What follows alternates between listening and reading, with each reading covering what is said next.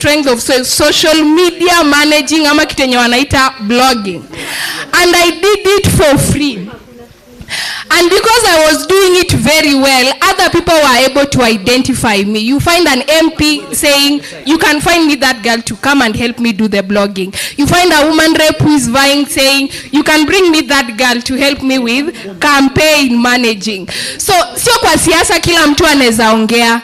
Some people are very silent, but they are technocrats. Wanajua kumobilize, wanajua kurun hashtags, wanajua come up with campaign messaging. So even if you are an introvert, you cannot speak in front of people, there is a value you can bring to the political party. And to the Gen Zs that I'm seeing around here, kuna hiyo narrative ya leaderless na partyless. It is a very wrong narrative.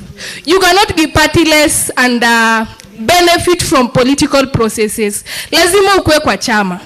Because if you are going to vie somewhere, you will vie on a party ticket. Vying as an independent is not easy.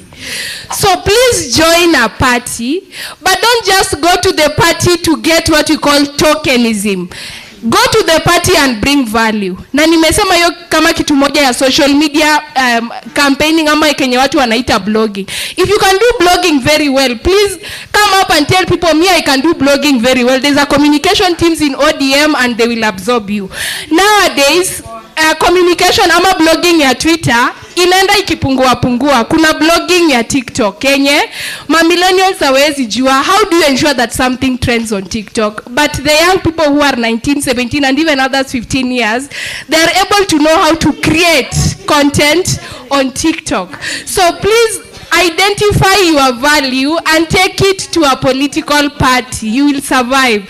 But kama unaenda kwa chama kufind tokenism upatiwa 500 uende nyumbani, it will be very difficult for you, and you will be saying that political parties are not welcoming. They are very welcoming if you are bringing value to the political party. I used to travel from Machakos County. Na sayo nilikuwa comrade na sikukuwa na kibarua. But anytime I heard there is a show ya young captains, nilikuwa natafuta 200 kwanza nifike. Tunajua kurudi sitashindwa. Nikipata senator hapo na mwambia mimi sina fare ya kurudi. Hata resort. Nikipata kina mama chao hapo na mwambia mimi nimekuja lakini sina fare ya kurudi. It is the commitment that is the reason why I am here. So sometimes please be willing to go out of your way to ensure that the party is vibrant, to ensure that the message of the party goes out. Hakuna mtu anakuja kukutafuta kutoka kwa nyumba akupatie kazi. Hakuna mtu atakunominate kama ufanyi chama kazi. That is what you should know. Above all, people call me Alionya the degree holder. I'm a first class honors degree holder. Usikae tu hivi. Kuna mtu amesema masomo ni muhimu. Education is very important. Sio lazima degree, even that certificate, that diploma that you are doing, please take it seriously na itakusaidia. Because right now I know if the party wants technocrats in education, I am willing and able to bring whatever I have in the field of education on the table. Some of you have heard them mentioning Kaikai na Mpei. She did finance. Na anajua mambo ya budgeting na pia anajua mambo ya campaign message. It is what sold her out there. So usidharau hata kama unafanya catering na hospitality. It is needed in the party, yeah? And above all, nimeongea bila microphone na ni kama mtu hapo kona amenisikia. Si ni ukweli? So kwa siasa pia kuwa na sauti, juu utaenda kucampaign uko mashinani na hakuna speaker and your opponent is so vocal and you are not vocal, atakubit hata kabla muende kwa debe. So ensure you work on your confidence. Kama haiko, practice in the mirror. Hii yetu haikukuja all of a sudden. We came and we find akina Perpetual doing their thing and we were like, kumbe we can do this thing. Na si unaona I'm doing. Si I'm trying. Okay. We came and found akina Perpetual. Perpetual ni nani? Perpetual ni nani? Moa Mademoiselle. Ebu clap for me. Then clap for Alionya. Clap for her, by the way, she spoken well. The first cohorts, one understand. They understand. This game they know. In fact, all the way from Machakos, every time, she would come, she would never miss. Yeah, na huyu, this lady. What is her name? Not Juliet. The one who used to come with with the kid, with the younger. She's lean and alionya. Every time they will never miss any meeting. Ujue tu, hata kama ni fair.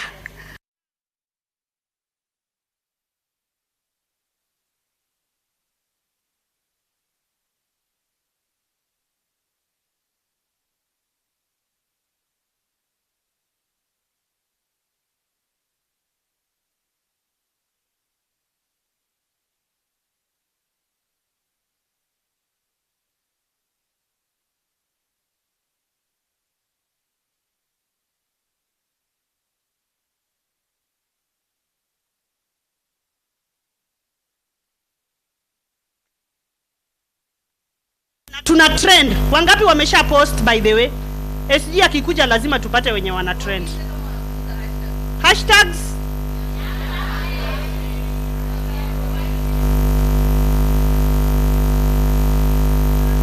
Odali, nani ako na mic? Aseme. Ndio wengine wasikie. Imeisha moto. Hashtag Young Captains. Hashtag Young Captains. Hashtag YC na Sifuna and hashtag ODM Women Leaders. ODM Women League. I told you ODM Women League. Hashtag Young Captains. Hashtag YC na Sifuna. Sindio?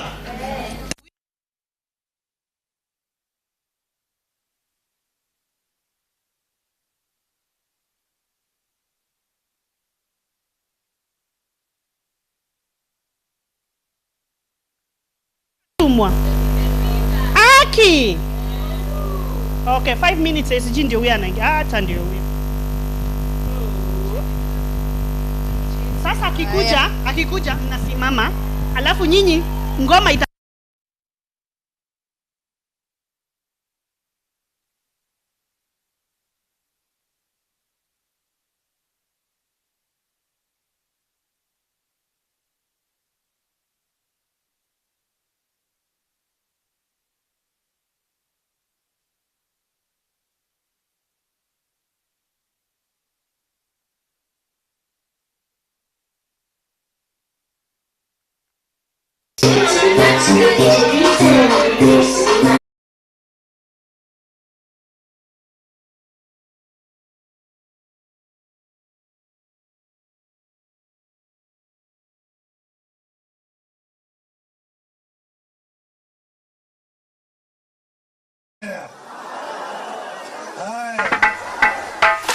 A main switch production. Braja, Baba, ay,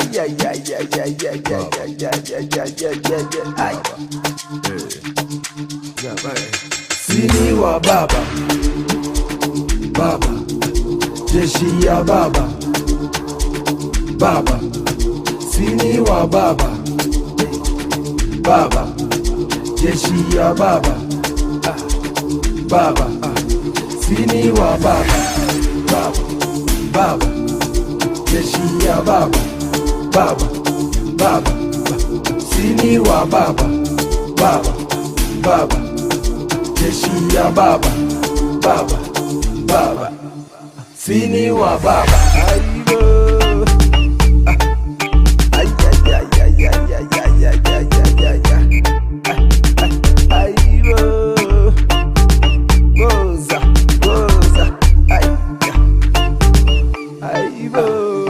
Baba, Sini wa Baba, Baba, Baba, jeshi ya Baba, Baba, Baba, Sini wa Baba, Baba, Baba, jeshi ya Baba, Baba,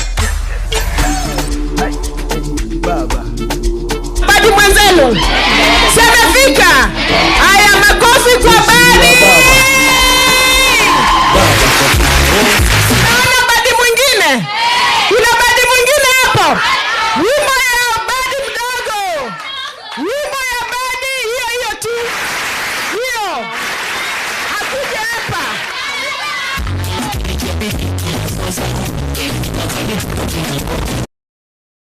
Baba, jeshi ya Baba,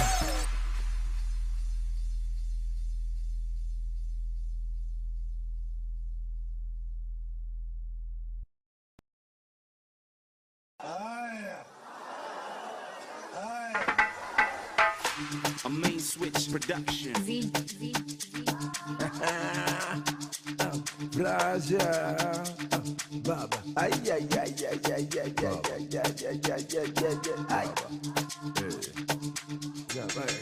Sini wa Baba, Baba.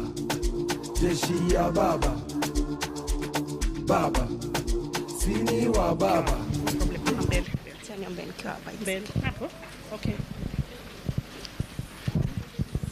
Hi ladies. Hi. Naomba msimame tuombe.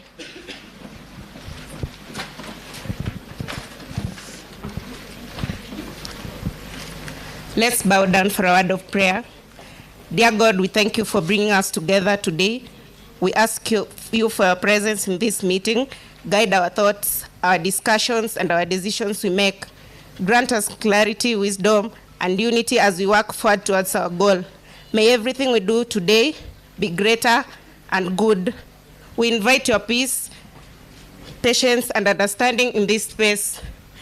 As we continue with our conversations, be with us and guide us, protect us, and give us wisdom in every word we say. In the mighty name of Jesus Christ, we do pray and believe. Amen. Remain standing as we sing our national anthem.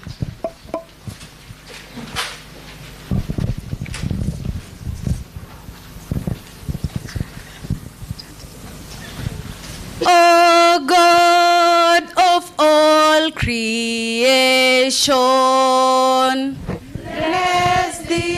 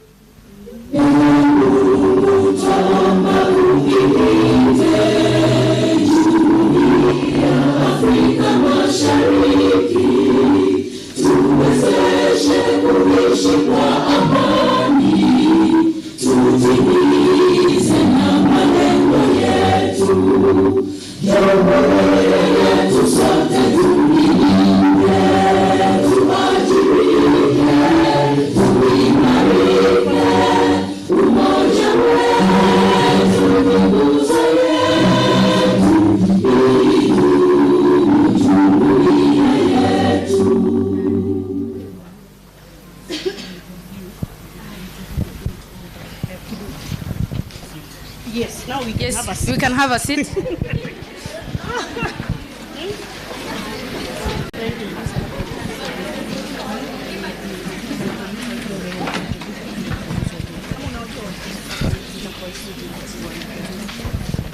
Waisie, Waisia, warembo warembo ODM ODM, mko na energy kidogo.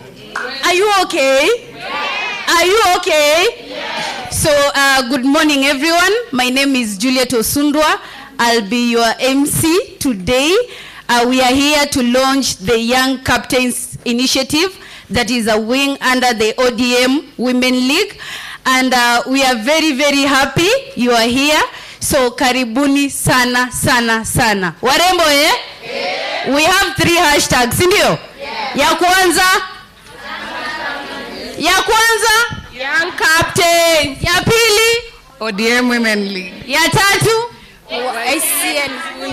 So keep tweeting, retweeting and pushing the hashtag. Karibu sana. Someone is saying at ESG na Sifuna. Seriously, seriously, we said the hashtags are Young Captains, alafu ya pili ODM Women League, ya tatu YC na Sifuna. And na, so that it doesn't look like YCN, nani small, sindio? Small letters, S, of course, jina mtu capital, sindio? Sasa msituangushe. We have our chief guest, mmemwona? Pia ni comrade. Comrade power. Comrade power. Hata mwenye amekaa kando yake on the left side pia ni comrade. Tulisema the UON. Comrade power. Comrade power. Hata mwenye amekaa on the left side, Madam President. Pia ni comrade power. Comrade power. Tuko na youth director Mr. Muzungu. Comrade power. Comrade power. Sasa comrades are here all over everywhere. And a comrade is right. And a comrade is always wise. Sindio? Yes. Young Captains, hoye. Young Captains, hoye. Tulisema sisi, mimi ninasaidia MC. So mimi ni deputy MC. Sindio? MC, take charge. Continue. So Young Captains power. So we want to welcome our mother, Madam Senator, Honorable Beth Shengo, who is here with us to have the opening remarks. Karibu sana, Madam. Iyo haijatosha.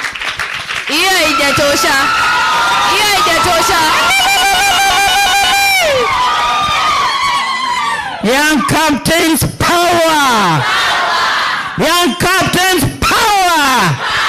Comrades power. ODM.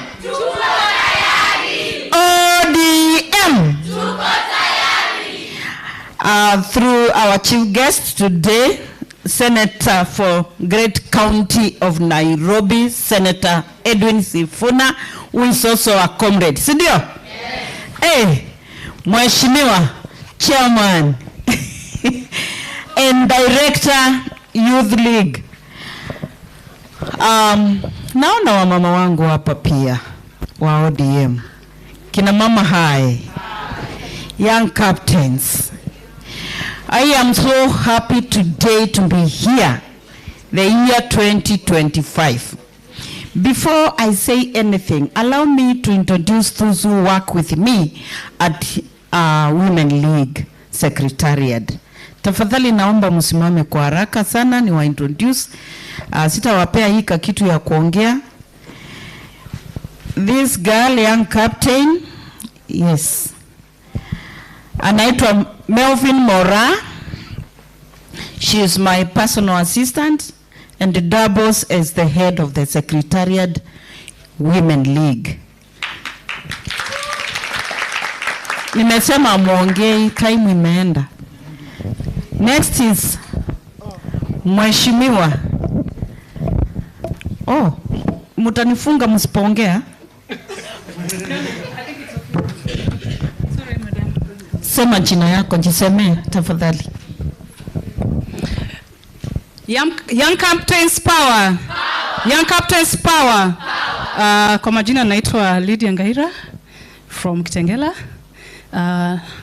I work under Madam President in the ODM Women League Secretariat. Na yeye ndiye in charge of communications yote. Ataki kusema haya sawa. Yeah, I'm in charge of communication, ODM Women League. Thank you so much. Comrades power. Young Captains power. Hamjambo. Kwa majina naitwa Melvin Mora, vile mmesikia. Na chama inalipa Si pia mimi nimepanda hapo juu kwa sababu ya hizi vitu zenye mmekuja kufanya na the host Si mmeita host?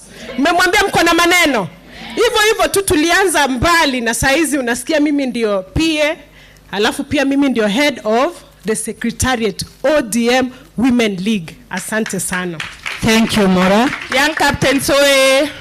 Young Captains oye.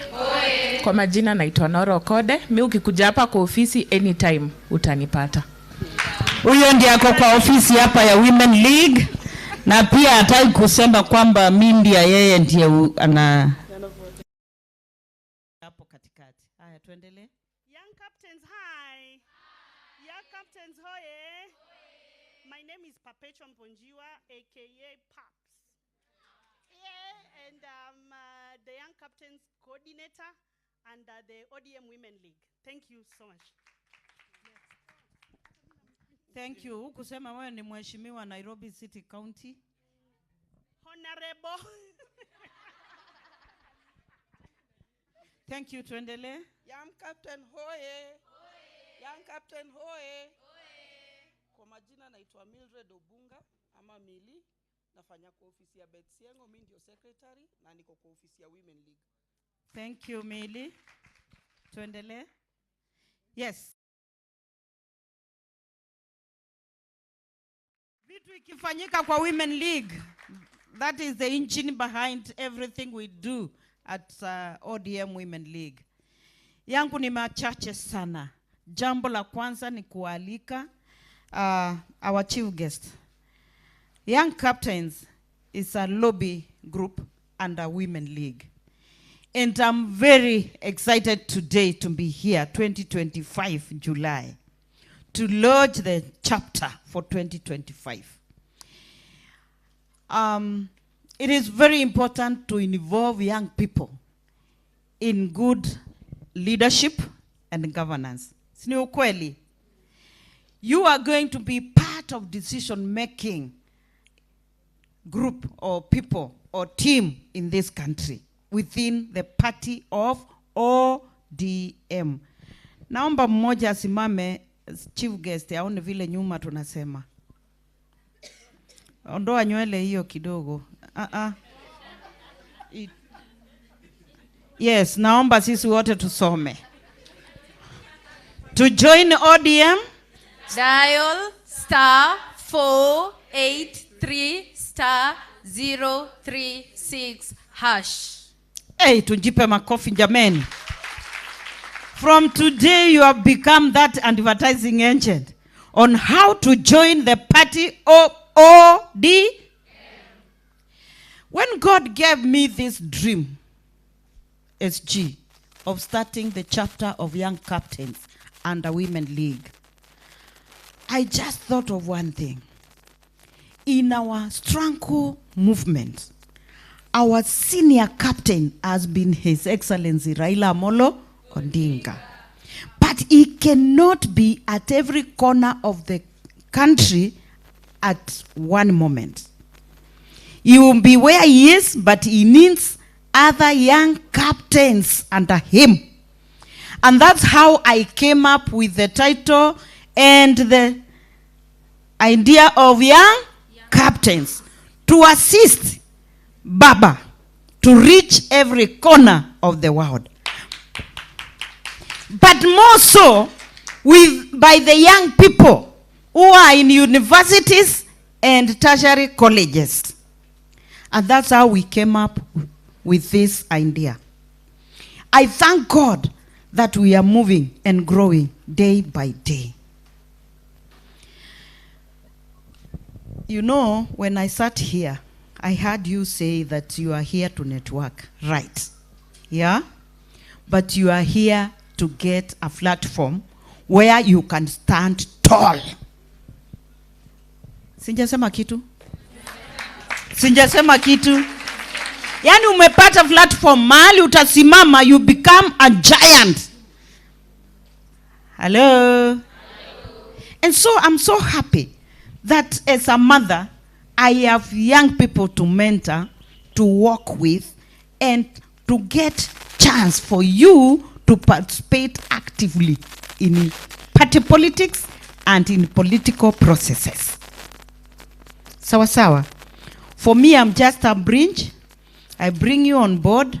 I hand you over. Chairman, I'm handing over these leaders to you. SG, I'm handing over these leaders to you. As a mother, my work is only to give birth and I give birth and tuseme kwa nguvu, I give birth and that's all. Kwa hivyo niko hapa mimi nimezaa, nimewazaa nyinyi wote na wapeana. Na kesho nitaendelea kuzaa tena. Interestingly enough, I don't do family planning. Sawa sawa. Mimi sifanyi family planning. Lazima niendelee kuzaa na kuzaa na kuzaa within the party of ODM. Today I'm very proud because I'm handing you over to a very able leader, our SG. He has been our patron in the Women League and he works with women. Mpaka siku moja akaitwa SG ya wamama. Sindio? The he for she is ni SG wa mama. Sasa mimi leo watoto wangu na hand over in very safe hands. I know. Thank you very much. I welcome you to the party and continue please giving birth. But what I really want to ask of you, usifaa hiyo t-shirt leo na wende uketi. Wewe tunakutuma kazi. Sawa sawa. I want to hear Alionya. There was a girl who spoke to me. Kavita, where are you? Kavita. I would want to hear those messages coming from you direct to our SG because he is here to take over what I've given birth to. Sawa sawa. So I don't want to say much, but I want you to say it yourself as I sit here and listen. Kavita, the request you meant to me, I'm taking it up. And I know when I bring it on the floor of the House, the senator for Nairobi will be there to support it. Sawa sawa. Si tunajua hiyo maneno itafanyika. Basi mimi nawashukuru sana kuja Orange House leo. Tukue sasa bigger movement. We continue growing. And SG, as you'll know, these are from different universities. Okay? And where they are going, because they are the leadership, we just picked the leadership. They are going back to their institutions and they are going to do serious recruitment to this big movement. Do you promise me that? Yes. That you are going back and you are going to recruit more and more? Yes. And we become the real young captains movement? Yes. We don't want to hear Gen Z saying that they are leaderless, they are partyless. Where will you go when you have no leader? And one is seated in front of you here. Sindio? Yes. But I don't want to speak for you. I know you are ready to say it. And say it clearly. Our young children, our young people need direction from parents, from leaders. Sindio? Yeah, you don't get isolated and then you see. So it is important that you belong to this movement of ODM, Women League, chapter of young captains. So we work together and we'll make our country safe and secure for you and for generations to come. God bless you and I love you very much. Young Captains, yeah. Young Captains 2025. Mnasikiaje? Mnasikiaje? Na si mmesikia mama amesema yeye hatumii family planning. Kwa hivyo anataka nini? Anataka watoto wengi, si ndio? Young Captains, Young Captains, ODM, ODM. So I would like to give this chance to two young captains so that they can comment on what our mother has said. And at this juncture, I want to welcome Mrs. Chacha. Chacha and KG. So after Chacha, KG.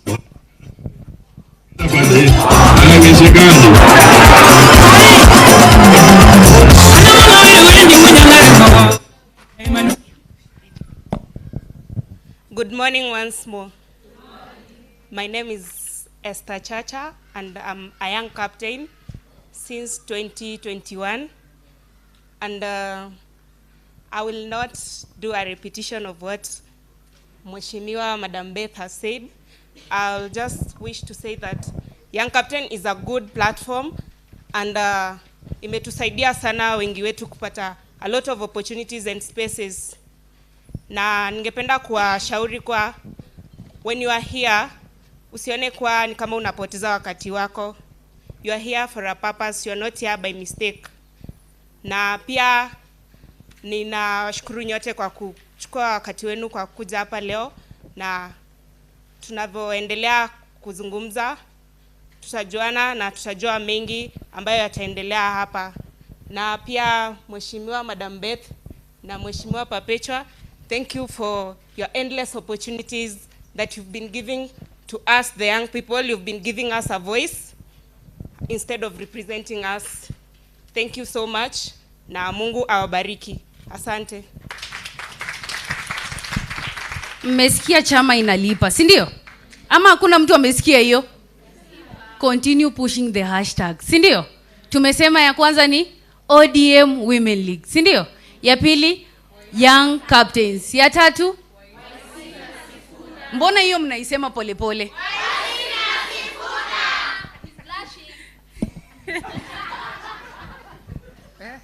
Warembo hai. Warembo power. Baridi ni mingi. Oh yeah. SG power.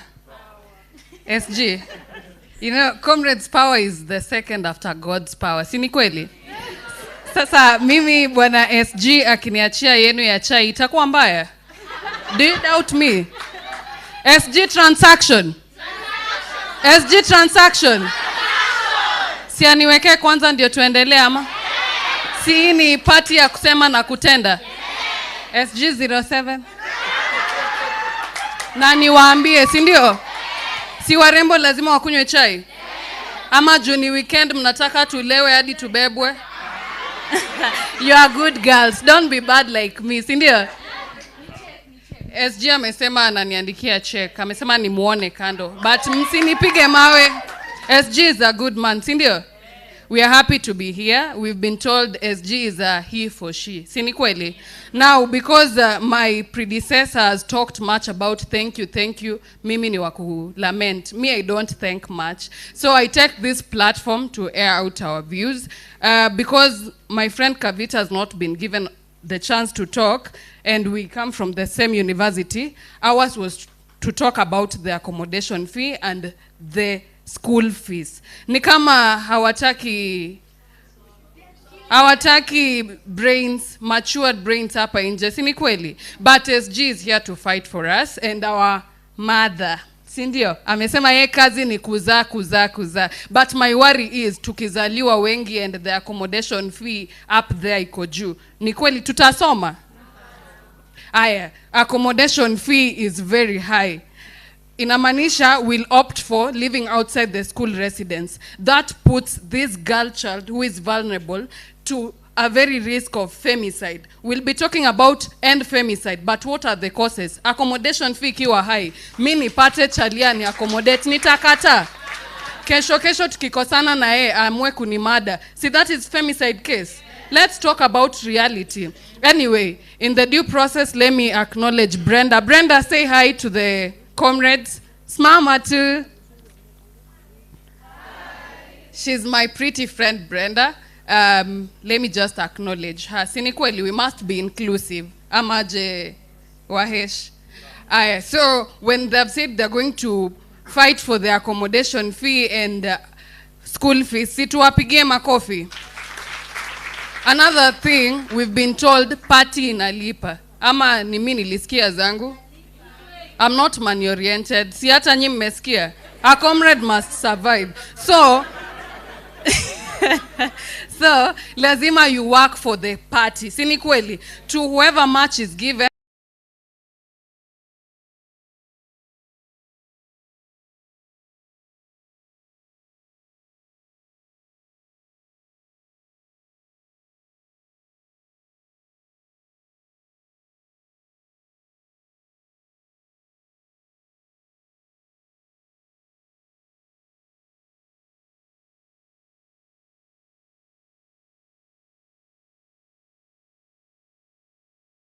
na SG, si ndio? We cannot say we are leaderless, we are partyless, but at the end of the day, we need direction.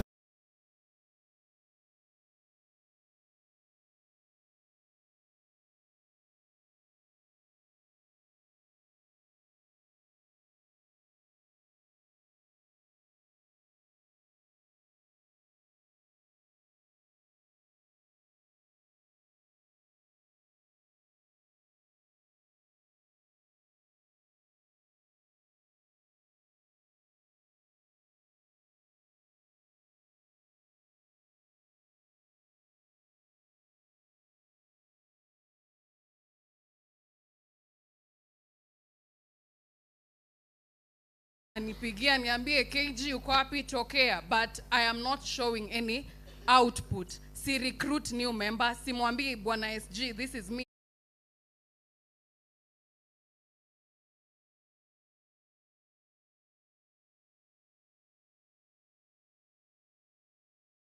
But at the end of the day, what I want to tell you, the policy that will be made in the house will affect you in one way or another. Right now, wakisema pads ni 100, utakata mattress utumie, si ndio? You'll have to go and buy that pad. Kweli urongo? But at the end of the day, you'll go home and say, I'm not interested in politics, not knowing this policy that was made, it has affected you. Si ni kweli? Yeah, so as we sit down here and network, open up your minds, and my request to our SG and our mother who has just incorporated this idea, when we talk about this, let's not leave our girls behind. Isikuwe tu mimi nilikuja na siku supportiwa. When it comes to opportunities, unasikia tu ni Kimberly alipewa, ni fulani alipewa, mbona we usipatiwe? Si ni kweli? But then usikae tu kungoja kupatiwa, belong somewhere. Simama, chukua mic, sema chenye unasema. It might not make sense to everyone, but to someone it will. Si ndio? Nimeongea mingi? Tunaboeka? Niendelee kuinject? Oh, mnapenda dosage injections. Aya, so our SG here, as we continue this forum and our madam, when opportunities come, kindly muna to include, na sisi pia tukifika hapo, we don't disappoint you, we shine. Tunaona mimi mmenipea platform. Nimeshine sijashine? Wacha tusikie. Nimeshine sijashine? Umeshine. Umeshine. Si mmeona wameconfirm? Yeah, when you're given these opportunities, just do your very best. Si ni kweli? And then, let's say, hapa ndani, tukipata if a young girl akona idea na akulete kwa meza. Now you as a mother, but all of you are mothers, because I've heard is a he for she. Si ni kweli? Na nimefurahia sana. So, if you have an idea that you believe it's income generating, pitch your idea, talk to them, bring to the table, and they will support you. Si ni kweli? Ni kuinuana, ama? And remember, ODM is the largest party in Kenya. That is the mother party. Now that is the only party that has vibes and vibes. Nani hajafurahia?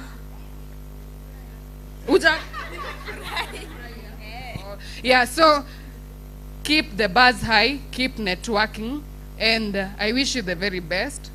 Let this day be as beautiful as all of us. Si ni ukweli? Niliona Letisha alisema mkuje kama mmepaka makeup. Naona mnafanya na confuse my gender, guys. That's so bad. But anyway, you look beautiful. Thank you so much. Please remember to network. Ni sawa? Thank you. Good time. Sema wisdom. Sema wisdom. Mtu mwenye hajasikia kitu ya maana hapo, sijui yako na shida ya masikio ama shida yake ni gani. So our youth president is here with us, Mr. Mark Ketora. Warembo mnalala. ama ni baridi? Tulieni tu hivyo. Hii baridi siwahangaishe, sawa?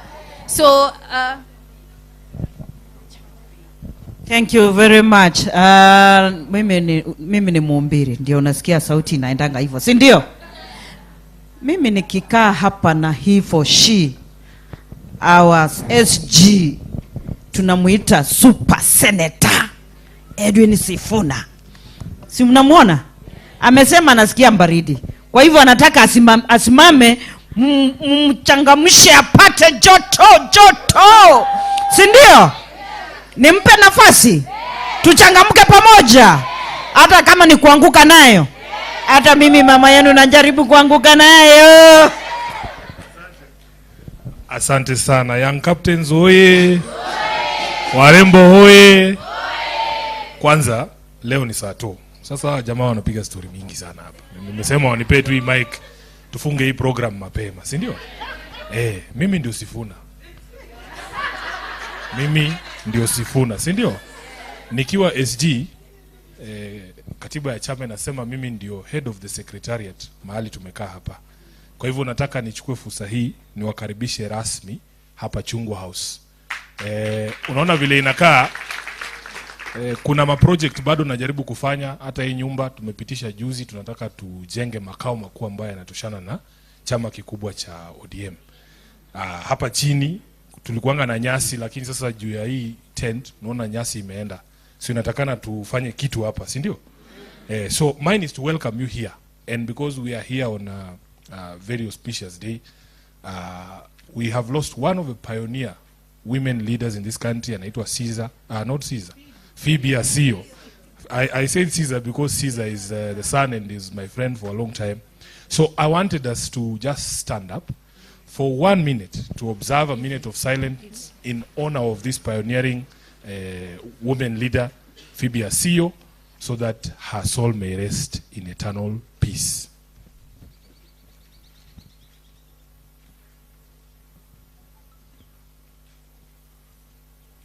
Thank you very much. Munaweza kuketi. Mheshimiwa Beth, kwanza ni kushukuru kwa sababu ya hii program ambayo ulianza I think a few years ago. I am a beneficiary ya Young Captains. Young Captains walinikampainia mimi 2022 na naonanga wakisema niko na deni yao, lakini nilikidhani nilikuwa nimelipa. Nilikuwa nimelipa deni jamani. Nini ilibaki? Hakuna. Nilikuwa tumemalizana. Kusema tu kweli. Lakini nataka niseme asanteni sana. One of the problems we have in politics ni kwamba when we hear women in politics, there is an age group. Yo age tu ya kina Martha Karua, kina Beth hawa, lakini warembo tu, young people wenye kujitokeza kuingia kwa siasa huwa hatuwaoni.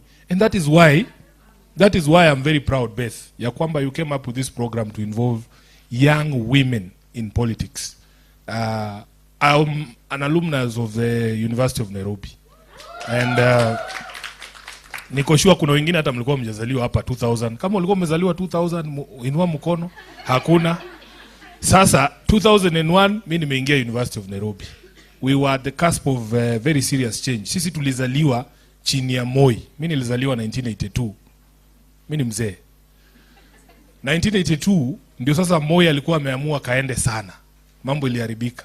So imagine mimi nimezaliwa nimejua president mmoja. The first time nimepata kura ni 2002.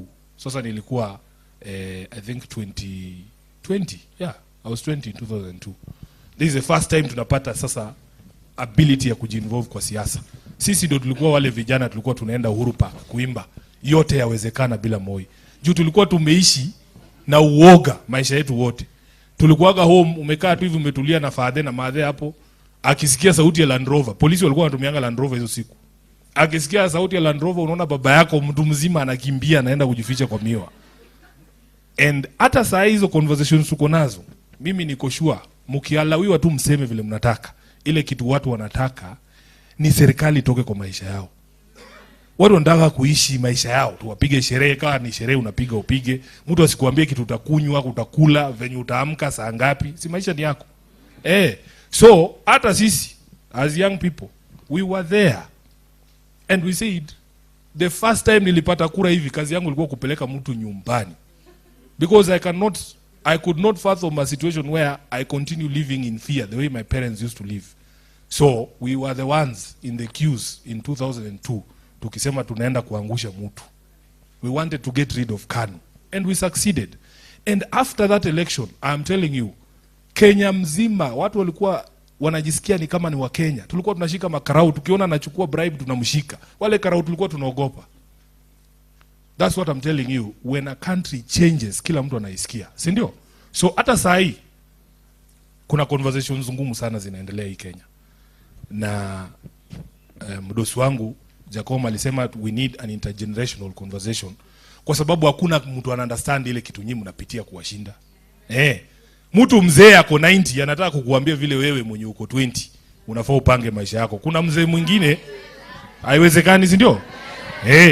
Mimi saa hii kuna mzee nilisikia akisema, we imagine jamaa alizaliwa huko 1960. Amepiga sherehe hii town, amepeleka watoto wake Nairobi National Park, amepeleka mpaka wajukuu wake. Sasa amefika sijui 90, anatuambia hiyo park tufunge tujenge ma building, ma apartment. Kama nani? Nimesema ukifika miaka fulani, unajua Bible imetupatia 70 years peke yake, si ndio? Ukifika 50 usianze kutuambia mipango ya 20 years to go, si ndio? Wacha watoi watuambia wataki hiyo park.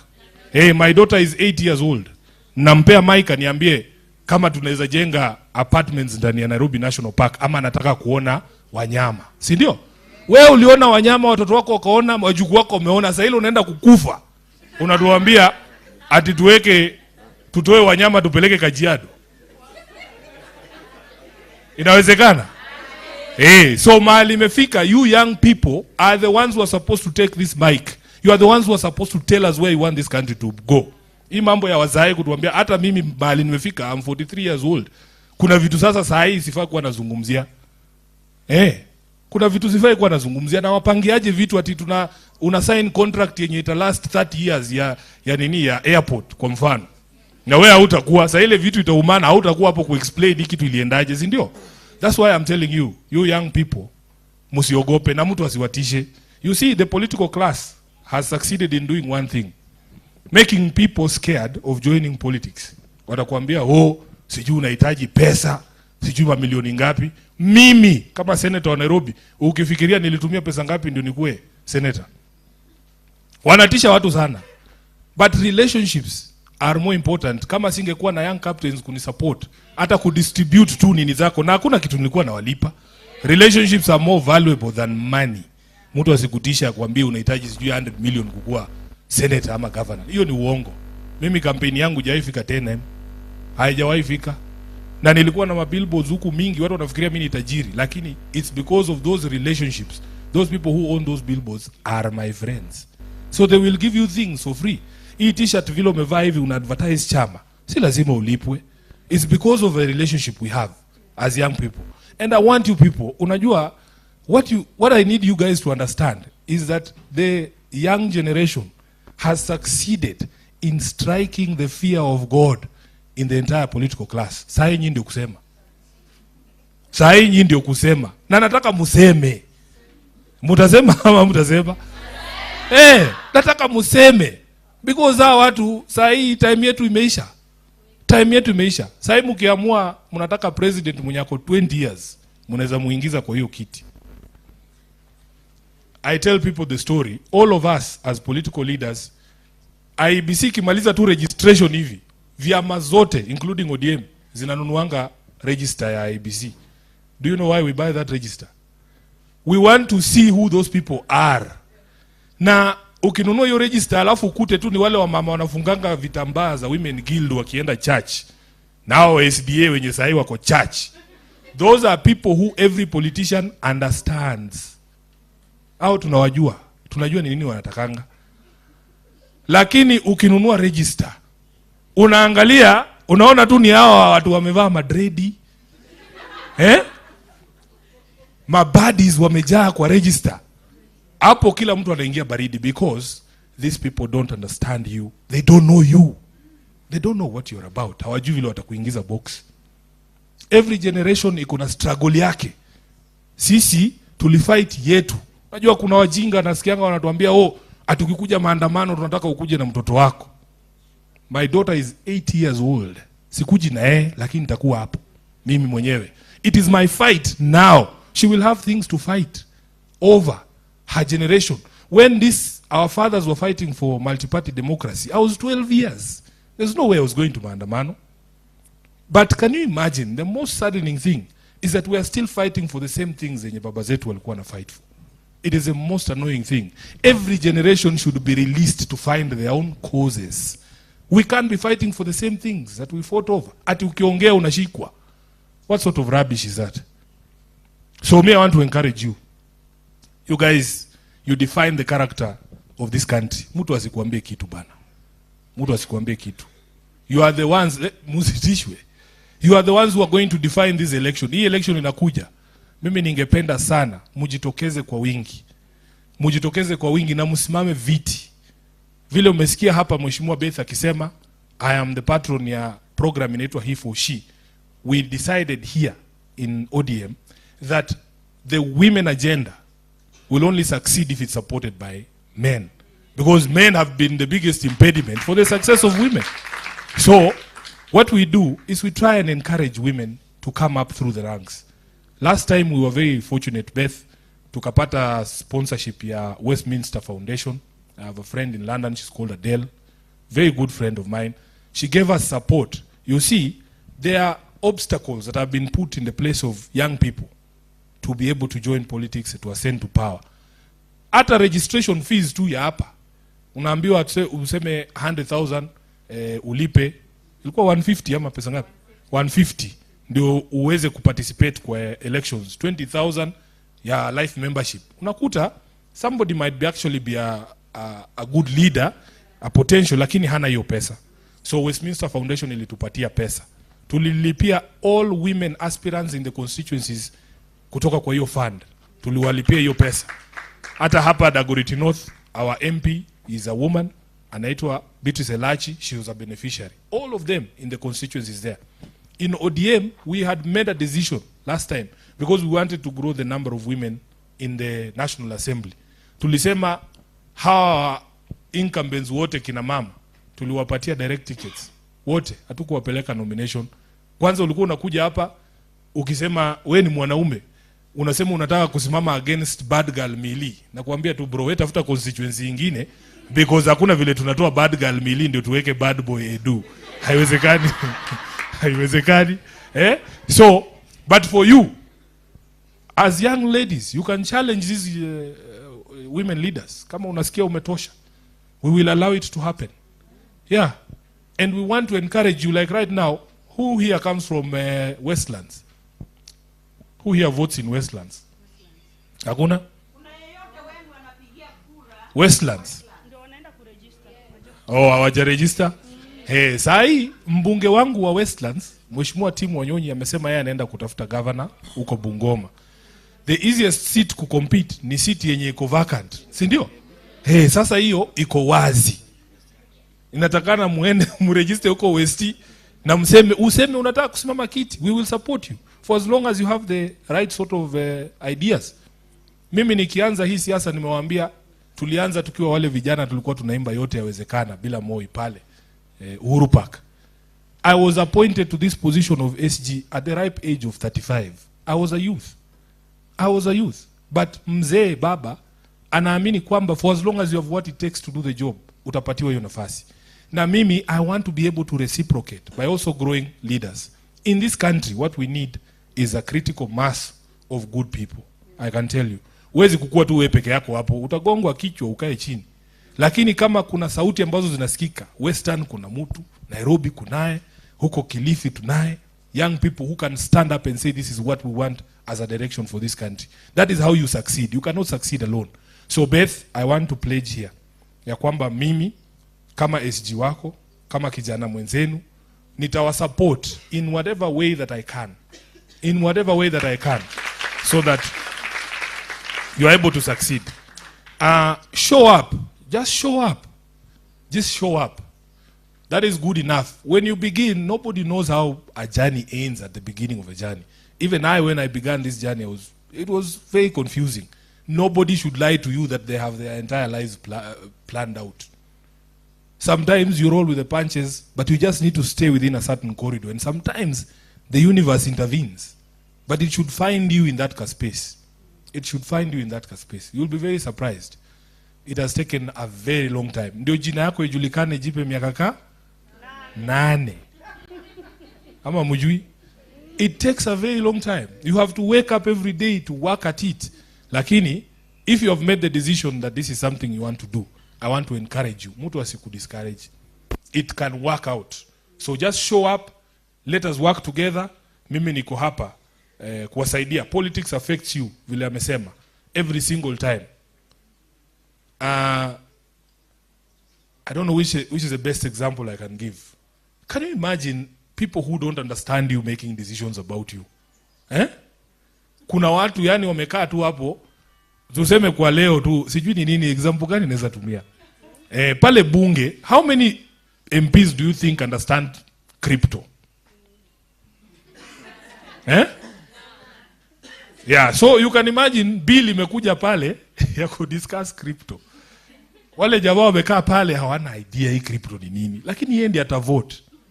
Sasa si ni afadhali tungeleta watu wanajua crypto hapo ndani. So wale watu wanajua crypto wamekataa kuingia bunge. Unaona? Decisions are being made by people who don't understand what is going on. And yet the people who understand what is happening actually hawataki kuparticipate. Now, you cannot know everything. That is a given. But we want leaders who can admit that they don't know everything. That you can teach me. If we are talking about intergenerational discussions, can we allow those generations to speak? Yeah, let them speak. Kila mtu ako na fight yake. Nilikuwa Our Lady of Mercy secondary school. Watoi nyinyi mnaongea vitu serious. Sasa kutoka wananiambia Sifuna, sisi tunataka uende Senate, uwaambie tunataka kushukwa nywele. Hiyo ndio issue yao. Nani issue serious pale kwa hiyo shule ina affect mpaka performance. Mademu wanataka washukwe. Hiyo tu. Sasa wewe unakuja hapo na kimbelembele yako na ujeuri yako unafikiria wewe ndio unajua chenye hao watu wanataka. Hapana. Saa hii tunataka watu wasikizane. Hii mambo ya wadosi na watu wazee kutuambia vile tutafanya lazima ishe. Saa hii tunataka pia hao watusikize. Na mimi I am prepared to be that leader mwenye atawasikiza. Na hatutajudge issues za watu. Hatutajudge issues za watu. Mimi nikiwa kampo tulikuwa tunalipa 6,000 hiyo accommodation ya semester mzima. Nimeona juzi imefika 40k. Nimeona imefika 42,000, hata nilishtuka sana. My entire life at the university nilikuwa nalipa 17,000 school fees per year. Times 4 years it is less than 80,000. Saa hii hiyo 80,000 hata itoshi semester moja. So when we talk about intergenerational equity, we are doing something very wrong. We were privileged that we were able to be subsidized in education. Tulikuwa tunapewa help na ilikuwa inakuja on time. Ikichelewa kidogo, of course maandamano kidogo, tear gas, pesa inaingia kwa account. Lakini we are denying that same opportunity to the generations that are behind us. And those are the conversations we want to have and we must have.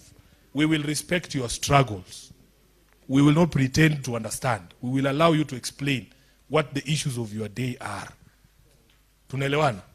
And I want you to find expression through these political parties. Political parties, I know many of you, I have had in the conversations and say, oh, these political parties are the same.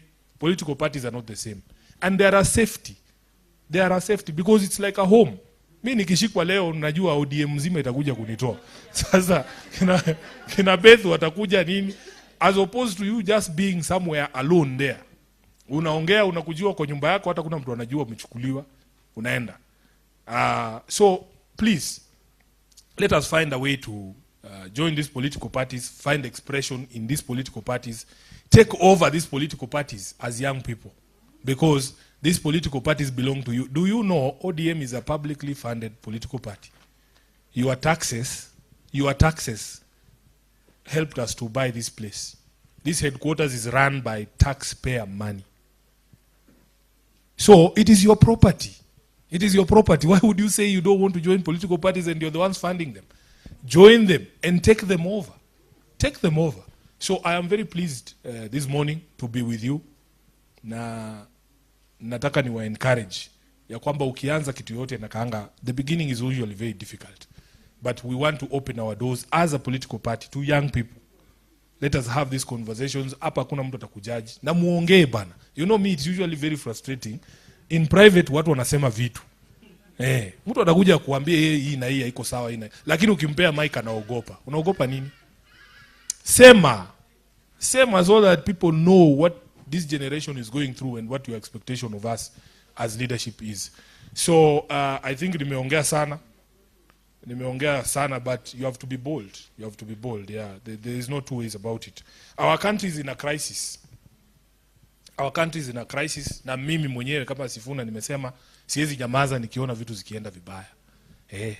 You have a responsibility because history will judge you. As leaders, you have to speak out. The country is in a bad place. Sisi tulisaini MOU na Ruto tukifikiria hiyo MOU ita preserve maisha ya wananchi. That was the reason why we signed that document. We saw that there was a lot of bloodshed. We thought that the government was going to stop doing the things that they are doing. People are living in fear, even today. It is our responsibility to say that this is wrong. We don't want a country where the head of state can stand up and say, shoot people. No, that is very wrong. I mean, we don't want to live in a country like that. Hati one lege movement. Jamini. Mimi nimeenda Kenyatta na hawa huyu mama tumekuwa na yeye. Unajua mimi nimekuwa maandamano kuanzia, I don't even remember the first time nilienda maandamano. Kuanzia kwa hiyo Moi must go, IBC must go. Nimekuwa mtu ya must go. Baba while you are away, karibu baba. Imagine kutoa tu baba airport kumleta Uhuru Park. Waliua watu kama 10. Why does anybody need to die during protest? I have gone to Kenyatta Hospital myself. I have seen people who've been shot. It is not something you want to see. It is not something you want to see. That bullet shatters your femur. Inakata mguu ukiangalia mtu, I swear to God. If you are a leader and that is what you want for your countrymen, there is something extremely wrong with you. And this constitution ilikuja na shida bana. Ilikuja na shida. Mimi I would rank freedom over anything else. Hata kama ni kuacha kutujengea barabara.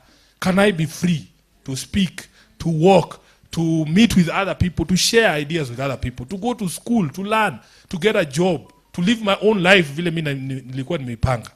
But you cannot be a government where ati kazi yako ni kutisha wananchi kila siku. Hiyo mimi siwezi kubali. Hiyo I cannot accept. We would rather be alive and poor than dead and rich.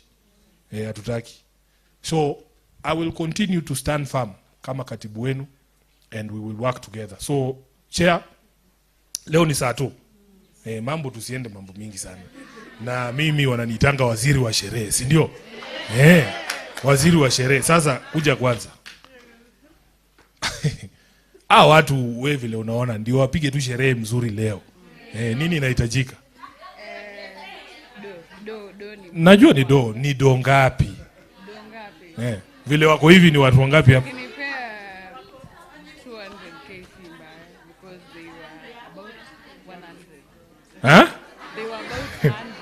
Anasema mkipewa punch mko sawa. Sasa si ni anasema? Ni amesema? Ni amesema? Haitoshi ni? Haitoshi Uber.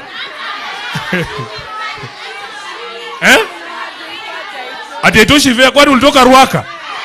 Simesema ni wa UN. Sema ni wewe hapa.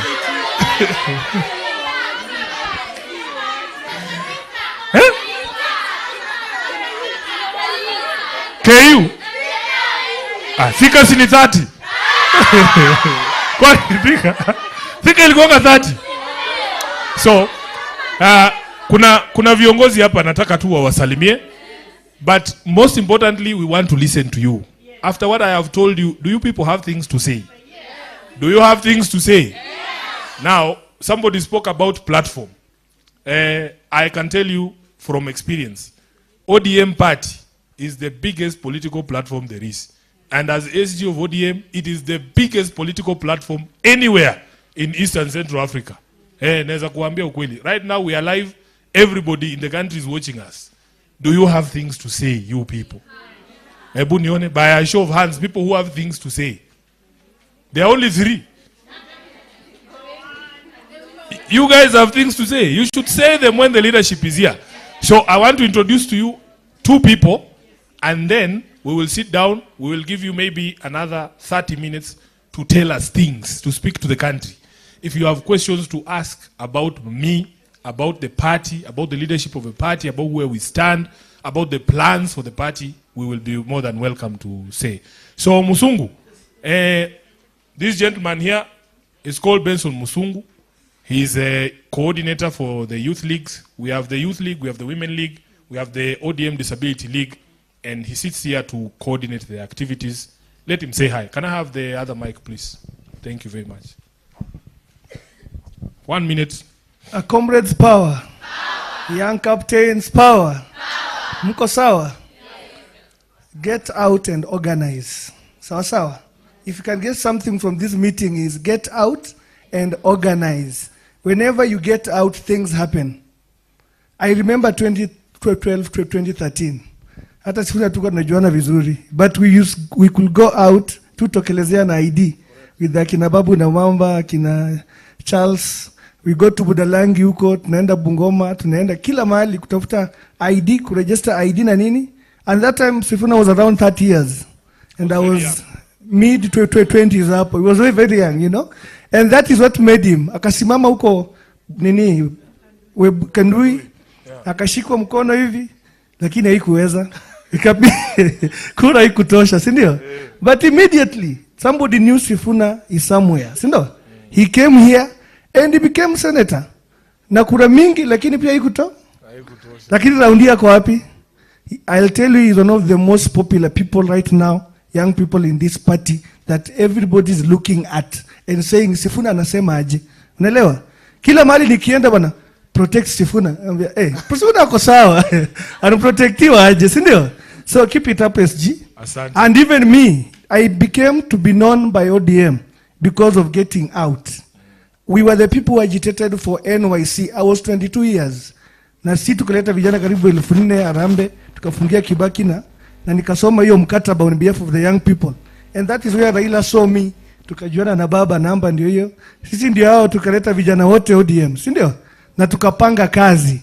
Saa hii kutoka hapo nikakuwa youth leader hapo, nikakuwa national youth coordinator, nikakuja mimi ndio huyu hapa, mimi director hapa, tunaorganize pamoja na president na mami. Hao wote wametulia, lakini you must get out, si ndio? And you must belong somewhere. Hauwezi kuwa huko peke yako unasimama eti wewe ni leaderless. Come out. You should not be partyless. The vehicle to power is parties, si ndio? So tokeni tuungane hivi, mtu akisema sema huyu ni mwenzetu wa young captains. Tunasimama naye, si ndio? So God bless you. Na ED alinituma hapa, siko na George mkutano. Executive director is one who called me and said I won't be around. Executive director is called Odoro Ngwen. So please come and ensure that these people are safe. So tunafanya chini ya SG. God bless. Asante. Nipatie mic. Tukingoja rais amalize, kuna kina mama hapa ni chair ladies wa constituencies. Naona chair lady wangu wa Dagoretti yako hapa North. Just say your name and your constituency so that these young ladies can know you. Warembo hai. Warembo tialala. Kwa majina naitwa Josephine Okwero Mwenya. Mimi ndio mwenyekiti wa mama mali penye tuko hapa Dagoretti North. Asante. Mimi ni coordinator wa Edwin Sifuna, senator wa Nairobi. Ndio kwa maana niko hapa. Asante. Haya. Kasarani.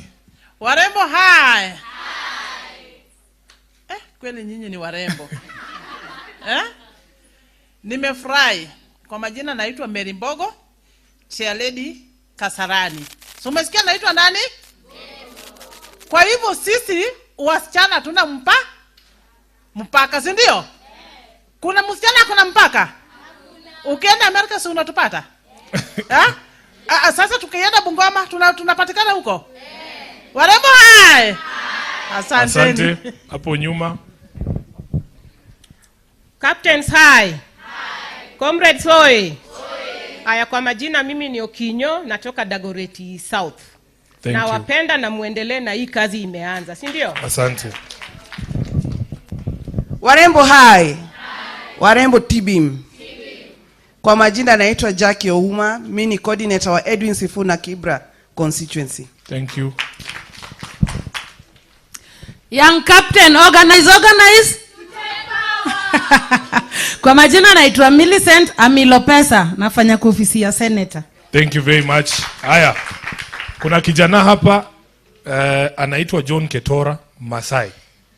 Na amekuwa rais wa Youth League kwa miaka kadhaa, lakini sai tunataka aende bunge. Huyu atachukua nafasi ya John Mbadi.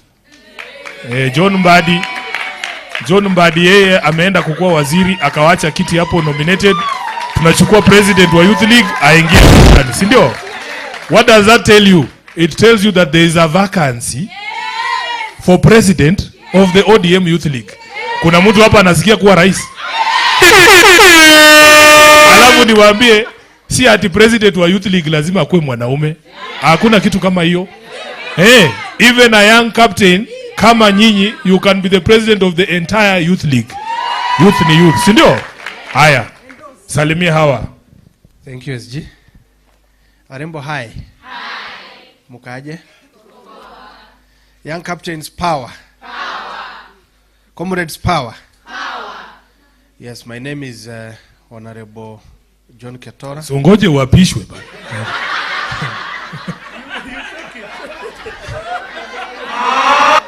There is power. There is power in a spoken word.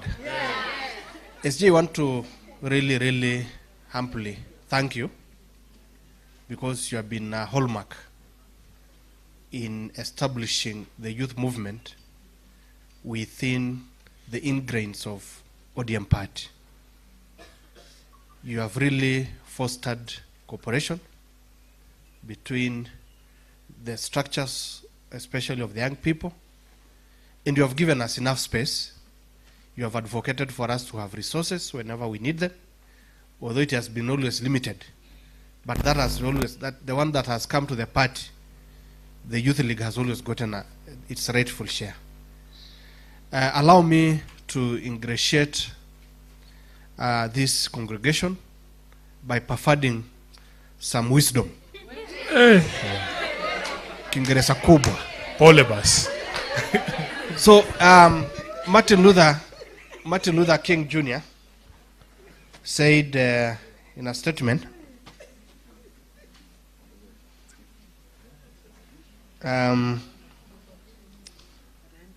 said something. If a man is called to be a street sweeper, he should sweep streets even as Michelangelo painted, or Beethoven composed music, or Shakespeare wrote poetry. He should sweep streets so well that all the host of heaven and earth will pause to say, here lived a great street sweeper who did his job well. Martin Luther King. So what I'm telling you in this statement, you know, to be a street sweeper is one of the mounted jobs that very few people, especially comrades like you, who are taking serious courses like architecture, law, and many others, that will not want to have such a job. But we are not, this is not just the literal part of it, the literature part of it, the literal meaning part of it. The work you are pursuing, even now, as you intend to join the ODM party, please take every assignment that you do so seriously that you give it the whole of you. And by doing so, you will be recognized. By doing so, you will be identified. By doing so, you shall be appreciated. Thank you. SG sijamaliza, nimeanza tu.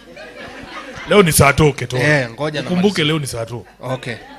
Masaa ndio haya. Ya mwisho, part of wisdom. You know now, SG siku hizi tuko na comrade chapter within the league. And comrades thrives through wisdom.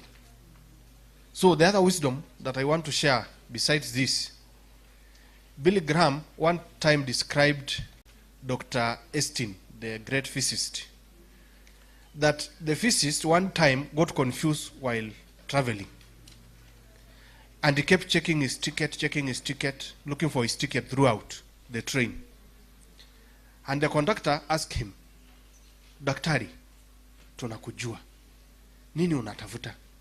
So the daktari said, it is not me not knowing myself, but it is me not knowing where I'm going. Anajijua, lakini ajua anaenda wapi. Ameingia tu kwa train anaenda.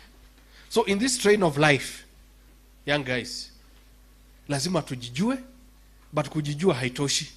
Lazima pia we must also know our purpose. Asante. And one of our purpose, kwa sababu tumeamua kuingia kwa siasa, is to be like SG, be like our beloved mama, who has always been very tenacious. Huyu mama amesimama kwa chama sana. He has never given up. Amepitia mengi. But I like his resilience as his strength. SG ya mwisho, nimemaliza wisdom. Allow me to echo SG's statement that we signed the corporation to save this country as a party. Na endi amesign. Si uliona hiyo siku? Akisign. Akicheka na presida.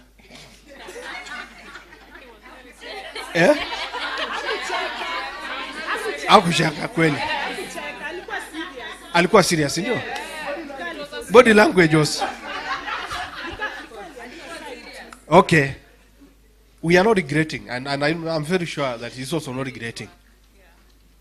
Because he knows the plan that he has for this party. We only say there are some areas that needs to be corrected. And when SG says, they condemn him. Bwana President, Rais wa nchi, one of the things that you must correct going forward, no killing of our young people. No maiming of our young people. Ukipiga mtu risasi, unajua risasi, kwanza risasi. Mimi I broke my left leg 3 years ago. Kuvunja tu, that leg has never been back to its normal place. Imagine kama hiyo ingekuwa ni risasi. Will I be having that leg again? No. So what we are saying, Bwana President, we don't entertain killing our people, injuring these people. What we need is what Baba said. Intergenerational, national intergenerational conclave. We need to talk so that they get to be heard. And once they are heard, their voice, what they say must be implemented. Asante. Yamusho. Ketora. I want these young ladies to be on the news live at 1. You see, they have already set up for us there. We are going to speak to the country, so please, 1 minute, okay. Please. Tafadhalini, register yourself as a member of ODM. You mmeshafanya? Also muingie youth league. Alafu, make sure you are also a voter. Thank you. And make sure you are a voter within the city. Thank you. Na hapa kuna ward inaitwa Kileleshwa, kuna ward hapa Westlands. Ingia hapo. SG ya mwisho. Warembo wetu. Ukiandika list ya Nairobi ya nomination list, SG please have at least 4 of them in that list. Asante. Asanteni. Asante sana. Haya, wa mwisho ni Mheshimiwa MP wa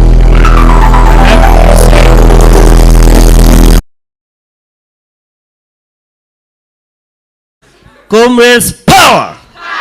Comrades ria. Thank you, Katibu Mkuu. Asante sana kwa hii nafasi. Kwa majina mimi naitwa Mheshimiwa Moses Ogeto, chairperson wa ODM, the Great North Constituency, na MCA wa Kilimani 2013. Huyu alituwekea lami pale nini? Oyster Bay. Kwa sherehe, okay. Simpigie makofi bana. The way me myself I was a comrade in 2010, I graduated in 2014. I became an MCA at the age of, I was the youngest MCA in Kenya, courtesy of the party ODM. So it's possible. You know, comrades, you know, we have our rules. Rule number 1, a comrade is always right. Rule number 2, a comrade will never be wrong. Rule number 3 is refer to one. Rule number 1, all 2 above, right? Now you are in the right party. Comrades ria. So, and again, young girl has said here, you only respect 2 powers. God's power and comrades power. Only that. So, what I want to welcome you to Orange House, and to be specifically here in Kilimani. What I can assure you, we'll walk this journey together. This journey will ensure we hold your hands as young people, because as you see, as much as Sifuna is denying his age, ukiangalia age yake anajiongezea miaka hapa. Anasema ako 43. Si anaonekana mdogo. Si ni kijana barubaru. Si anaweza fanya ile kazi. Wazee bado wako ushago. Ama so young captains will work with you, Madam President, we will support you. As SG alikuwa anawaambia hapa, nikaona mkaleta shida. Mkasema mnatoka mbali sana. Mimi sasa vile ameniita hapa nimemwambia ile yenye alikuwa analeta naye shida, mimi nitasort. Sio ni sawa? Ndio sasa yeye atafute ya sherehe. Ama asante. Na Madam President amesema yeye amezaa amehand over. So Katibu Mkuu akihand over tutakuwa tunakusaidia tu. Asante. Thank you so much comrades. Asante sana mheshimiwa. Haya. Sasa MC, mimi siketi chini, tunataka kusikia kutoka kwenu, si ndio? If you have a question for any of us here, you just say swali yangu ni ya Ketora, yangu ni ya Sifuna, yangu ni ya hii, ama uko na kitu unataka kusema, na tunaweza enda na chapters za universities. Tuanzie na wale watu wametoka Shags. JKUAT. Uko si nini? Si ni Kiambu. Si Mushadha? Haya, JKUAT. Hata sijasikia vibaya. Okay, it's afternoon. Good afternoon, Good everyone. afternoon. My name is Diana Kisilu. I'm from Mashinani, JKUAT. I'm also from Mashinani. I come from Machakos County, Yatta constituency, Masinga. Correct. Yes. Huyo ni voter huyo. Anajua mpaka kwao.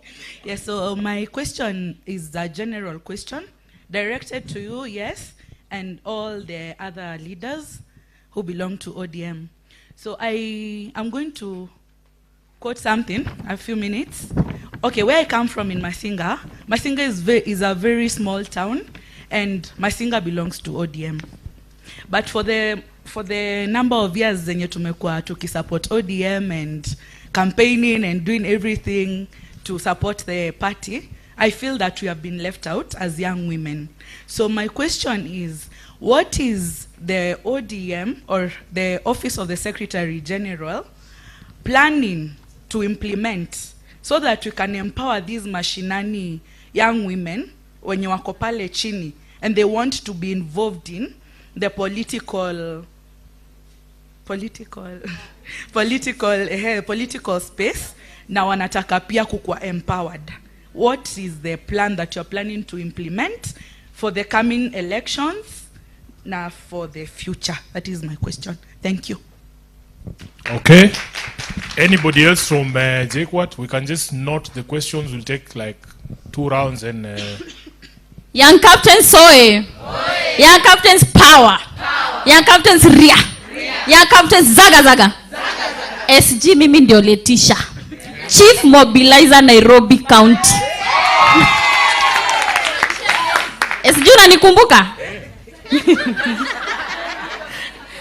we were supposed to be with you in a panel, but because of time, I'll just do a one question. Yeah, especially regarding young captains. Yeah. Nimesahau ingine. Mimi ndo SG young captains. Sipole bas. What role can the young captains lobby group play in promoting youth empowerment and leadership? Sisi kama young captains, una expect tufanye nini ndio to promote youth empowerment? Sisi wote ni mayang na sisi ni majenzi. Lakini si wote tukitoka hapa tumamua sisi ni OD. Tukitoka hapa sisi hatuko partyless, ndio? So role gani una expect tufanye ndio tuongeze numbers 2027? Yes. Thank you. You ask Jake what? Yeah. Okay. No, not you, Letitia. Relax. I'm asking the lady who has been given the mic after you. No. She's from Park University. Okay. Do you want us to go randomly or we finish institution after institution? Random is fine. Eh? Aya, tuendelee basi. Hi guys. My name is Naini Kiropash from Pan-Africa Christian University. My question goes direct to our SG. On political space for youth. Youth often complain about being used for mobilization, but excluded from leadership. How do you respond to that concern? Another question is on the funding and opportunities. What is being done to support young aspiring leaders who lack financial resources to run campaigns? Thank you. So that we don't lose the train of thought, let's answer those three. Then we'll take the next round. First, the young captain from Masinga. It is a feeling across the whole country, by the way, that political parties, especially, you know, the problem with Machakos County specifically, ODM usually gets itself into associations, these things we call coalitions. And when you get into those coalitions, most of the concessions that are made are that you allow the dominant political party in that area to lead the coalition. And when that happens, ODM suffers. There is a lot of ODM support in Machakos, but you all know that Machakos is dominated by Wiper Party. And our coalition partners are usually very, I don't know which is the word to use, but they have done a lot of damage to the party in areas such as Machakos. I can give the example of Bungoma as well. Our association with Ford Kenya has really hurt ODM on the ground. But we are going to be able to put extra effort. In fact, we have identified those areas that it is very difficult to be an ODM member. You know, it's very easy to be an ODM supporter in Kisumu or in Busia. But can you imagine, like, there's people in Nyeri, people in Nyandarua, people in Sugoi who are ODM members. Wamekaa kwa mdomo ya simba. We have identified them as people who need special support. The biggest problem we have is resources. So ODM, as I told you, is a publicly funded political party. If you look at the Political Parties Act, it says 0.3% of the national revenue should be given to political parties. The national government has never honored that, to the extent that we went to court as ODM, tukashinda kesi. I think it was 5 years ago, we were awarded 5 billion Kenya shillings. Hatujawahi lipwa mpaka leo. As we speak, imetoka 5, sasa tuko 11. The national treasury, the national government owes ODM as a party 11 billion Kenya shillings as I'm speaking to you today. And it is deliberate, because you need resources to be able to do things. You need resources to be able to produce materials. You need resources to host meetings. And the way you grow a political party is regular grassroots engagements. I should be able to come to Masinga and hold meetings there. I have told people that there is no other way to identify leaders other than forums such as this in the grassroots. Ndio ukikuwa pale Masinga umekaa, upee sasa kama wewe tukupatie mic pale uweze kuexplain issues za pale grassroots. When people are sitting here in Nairobi at the headquarters and they're asking themselves, we have this nomination slot and we want to give somebody from Machakos, who can we give? They will remember the person who spoke at that meeting in Masinga. That is how leaders are identified. You have been told here the story of Benson Musungu. It takes only one opportunity for you to catch people's eyes, and the eyes of the people that matter, who can be able to say, we want that young lady who spoke that day on the day when we were having a meeting with young captains. So I accept, I agree. We are very strained financially because of the things that I have told you. Wamekataa na pesa yetu. But we said we will not be crippled because we know they are doing it deliberately so that they cripple the activities of the party. We are doing our best. I want to assure you, especially because now when we get into August of this year, we will only be left with 2 years to the elections. We need to start our preparations for the elections in 2027. We need to start identifying candidates for various slots in the MCS seats and so on and so forth. But ODM has tried. I can tell you ODM has tried. In the last election, and to just tie it with, I think you said your name is Naini, your question, that young people are used for mobilization and left behind. If I read to you the people who were nominated by ODM, young people, and they are sitting in the National Assembly and in the Senate, young people who I saw coming to mobilization meetings such as this. There's a young lady from Garissa, Umi Harun. Umi Harun got one chance to speak at a rally in Garissa. I was there. And this is a young girl. I think she was in her 20s then. And I remember that meeting. After all these old men have spoken and said all sorts of things, this young girl takes to the podium and she speaks until everybody in that tent is on their feet. Umi now is a nominated member of the National Assembly through ODM. There's a young lady from Kisi. She started she's from Nyamira. Rene was a mobilizer. And she's now a nominated member of the National Assembly. She has assured me that in 2027 she doesn't want to be nominated again. She now has the capacity to run for women rep of Nyamira. So ODM is doing these things. In the Senate, there's a young lady from Samburu. She's called Hezena. The first time I saw Hezena, it was at a meeting like this in, what is that place in Magadi called? Not Magadi Road. Yeah? Yes, there was a meeting there at Olaro. And she was given that one opportunity to speak and mobilize votes for the purposes of the party. She's now a nominated senator. We sit with her in the Senate. Crystal Asige, perhaps the most brilliant representative of PWDs this country has ever seen. The best.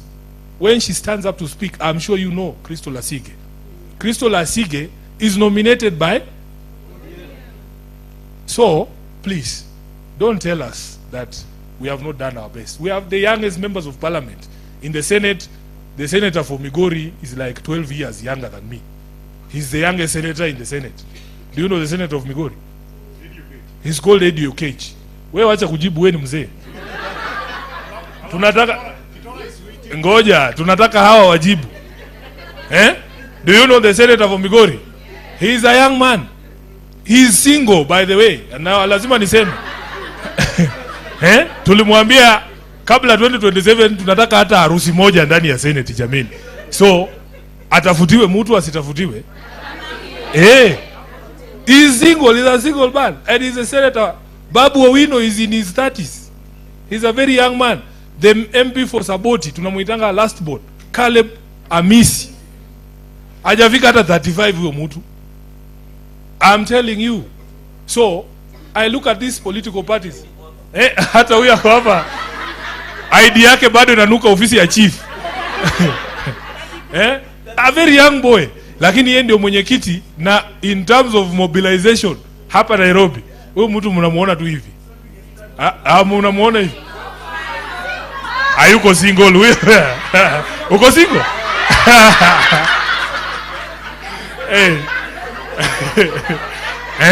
Haya. Ketora ndio huyu amekuwa president wa Youth League hii time yote. Sasa anaenda kukua member of the National Assembly.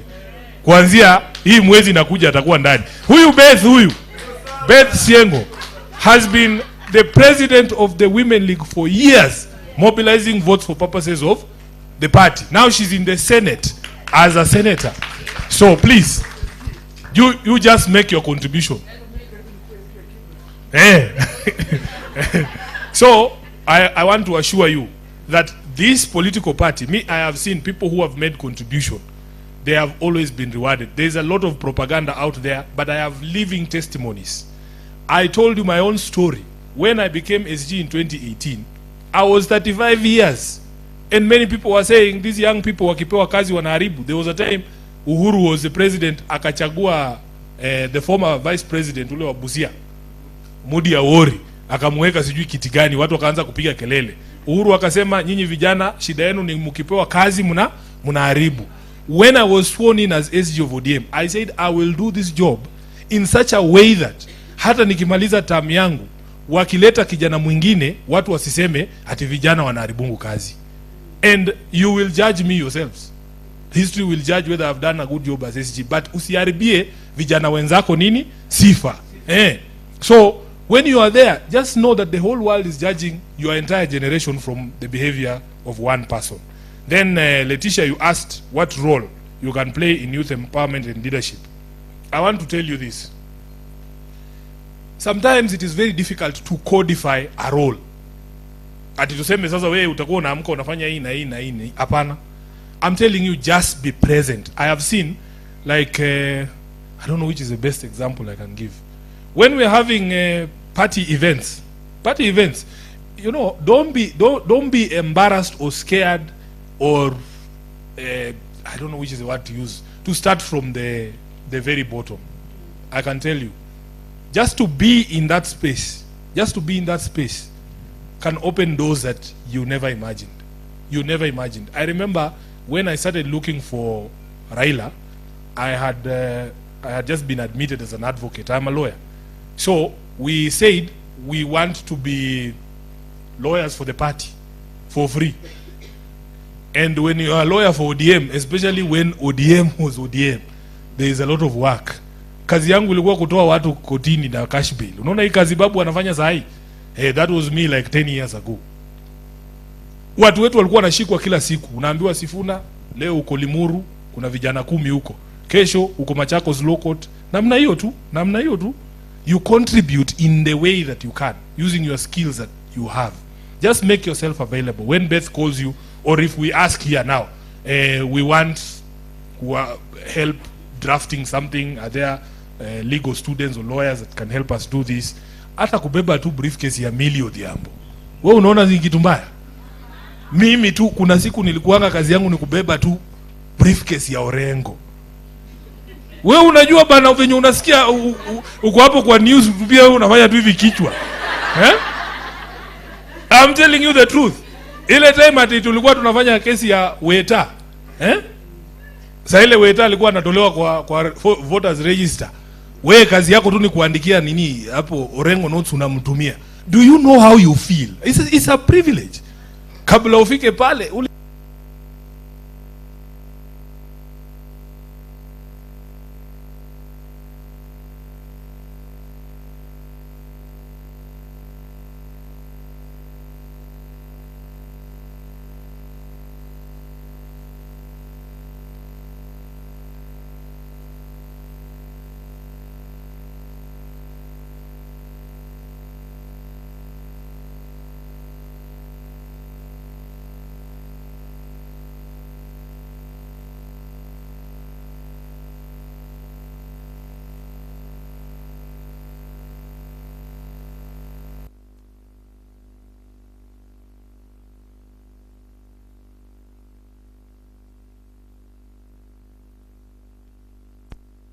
at KTN.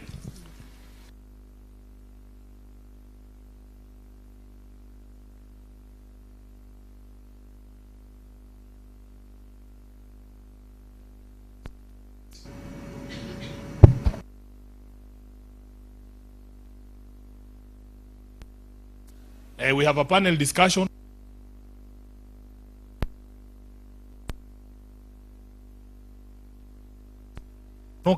Huko Mombasa. The office says kuna huyu wakili, wacha tumtume, tunajua anaweza kufanya hiyo kazi. The first time nimeingia kwa studio mimi, unaenda kuongea juu ya chama na wadosi wote wako huko Tononoka. Unajua hiyo pressure. Lakini you walk in there because you have been in that space, in that circle, you do what you can. And from that time onwards, they were no longer calling the office. They were calling me directly. You never know, just be in those spaces. But sisi, in terms of support, we will support in terms of making you aware of the opportunities that are available. Sindio? So, let us just be in this space, Letitia. Let us be in this space. You never know what opportunities will emerge for us to work together. But for as long as we know each other, it is very easy and possible for us to open doors for each other. I think I have answered all the three. I can see, what is the issue, boss? You want to go live now? Yeah, but you see, hii ndio tulisema musikize ground. Hawajamalizana na mimi.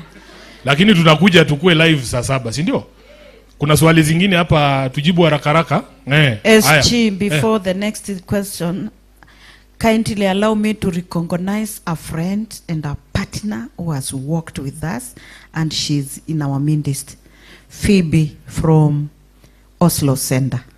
Simama tu tukuone na utuwei. Hi Phoebe.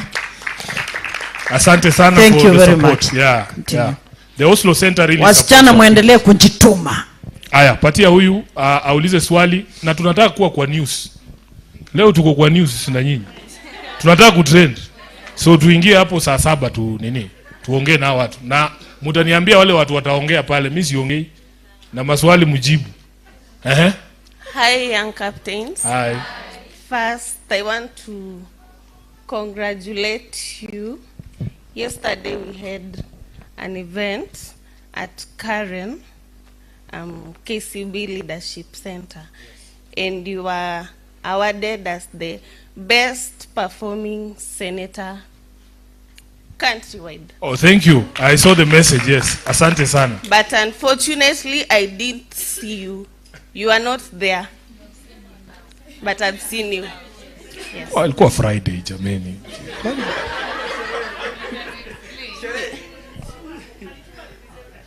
Okay.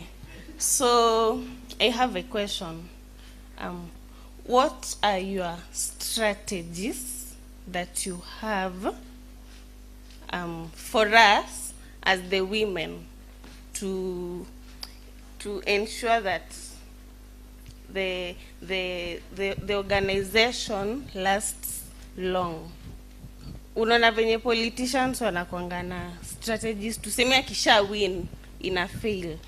Wewe una plan nini to ensure that inaendelea? Alafu, we are happy consider the women. I think kuna mali naonanga tunacha votes. Kuna watu wako na disabilities at the grassroots levels. What are your plans that you can put into, unaweza consider to make sure that they actively participate in elections?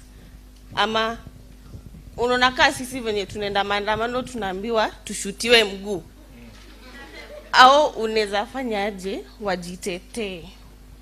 Unaona, they bring up their voices kwa ground. Okay. The second one was here. You'll be the third. Eh? Hi everyone. So my name is Ivilena Gaki, and before I start, first, Comrade Wisdom. Comrade Wisdom. For a seed to grow, the ground must break, and for a woman to give birth, something must break. But these people are breaking the wrong things. They are breaking the necks, killing women. And I feel that most of the people that are pushing this narrative need the activists. We have not seen the political class actively engaging in this discussion. And the reason nasema hivi, there is no bill that has been tabled in the parliament to make femicide a crime. To push, to collect 1,000 signatures, saizi ko 1,283. Lakini, how will it be made law kama the political class is not actively pushing for this narrative? So my request to the legislators in the House, table it as a bill. Let femicide be made a crime in Kenya. So that tunasema must go ataendaje kama voters wanauliwa. So please, for us, for the ladies in this, and in honor of this gathering, let's table it as a bill in parliament. Thank you. Thank you. Laki, haya. Wa mwisho, alafu tuende tuongee na taifa, si ndio? Yes. Good afternoon, everyone. Yes, my name is Banis Kea. I come from interior place of Kakamega Kwisero, Kisa East Ward, under Christopher Seka. Yes, ODM. So ODM. I have a question. Yes, Joan, I'll just answer you slightly kidogo, then SG ataendelea. We have ODM Disability Youth League under Nixon Kakiri, coordinator wetu pia ni Benson Musungu. We really appreciate you for the effort you are trying. But my question is, I'll just back Joan. I think use the mic. He was trying to ask what are the plans that are in hand to grow youth with leadership within the Disability League for the next upcoming generation. Yes, thank you. Thank you. Aya, very quickly, let's start with the question on the strategies to make sure that this particular group is sustainable. First of all, Beth has done this for, I think this is the 3rd cohort, right? And my philosophy is very simple. Like when you plant a tree somewhere, everybody in those formative stages needs some protection, just some support for you to be able to find your way. We were supported as a young person. I've told you the story of the opportunities that have been given by this political party. Me, my strategy is to do the same for other young people, to be able to support you, to be able to protect you, to throw that cordon around you, to be able to provide fora for which you can show your talent as a political animal. Because nobody will ever know your song if you are never given the mic to be able to sing it. So my assurance is this, and Beth is here, the Oslo team is here. They have been very supportive. We work with very many organizations. There are opportunities people get. We will send you to trainings. We will send you to travel. I mean, you will get opportunities. The people at Oslo are very good. They send the youth league to Denmark every year. I think there's groups of people who are going to Denmark to be able to learn from other people, to Norway, to Sweden. We have the Center for Multi-Party Democracy as well. There are many, yeah. So the good thing with being in a party is that you have now access to all of those opportunities, as opposed to if you are just out there in the wilderness. Because as SG of ODM, the CEO for CMD will write to me saying, Sifuna, we need 5 young people who we can take to a training course in Madagascar. So that email will never go to a leaderless movement. Who will they send that email to? Yeah. Yeah. Yeah. Yes. I was active in young campaigns, and the youth league identified my abilities. And this year we had the Piper Academy, where they train young politicians in Africa, where they do the training in Kenya, Uganda, and Tanzania. So it was the first time I was actually catching a flight. Correct. Because of ODM. Pige makofi.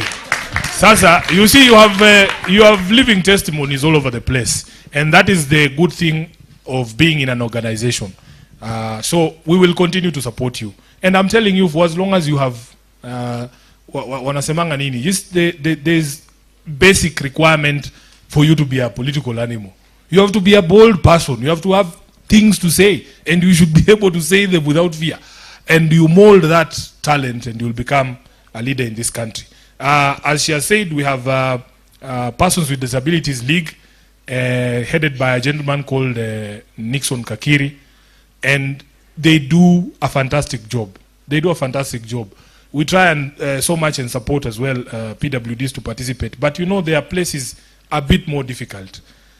You cannot expect PWDs to come say to maandamano wapigwe hapo tear gas. You can actually die there. Mtu hawezi kukimbia. Unaona? So sometimes najua, lakini it's more challenging kushinda able-bodied persons, ndio? It is more challenging, and I wish we had a state that actually protects everyone, because nobody needs to run in this maandamano. Tumefanya maandamano na huyu jamaa, yani you are just walking. You are just walking. You are not destroying any property. You are not beating anybody up. You have not attacked a police. Na wanakupiga wewe tear gas. You have seen us.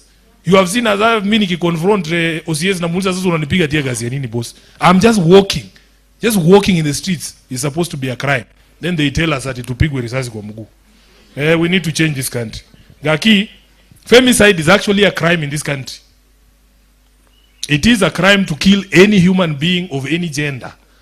But I want to encourage you, young ladies, wacha niwaambie tu ukweli. Ama boyfriend hawaishangi. Ukiwa kampo, isikuwe serious sana. Mimi ndo nawaambia, in fact nataka tusikizane hapa kitu moja. Now you because now we know each other, you will be the ones to invite us to your campuses to talk to you and your students there. Let me tell you, I tell young men, mtu kama mimi ukiniona hivi, nimekataliwa mara ngapi? Mara mingi. I mean, si lazima upewe, na kuambia ukweli. Hata sisi hata mimi nimekataliwa mara mob. Si eti ni kitu ati unaua mtu juu yake. Hala, unaenda unaoga unarudi soko.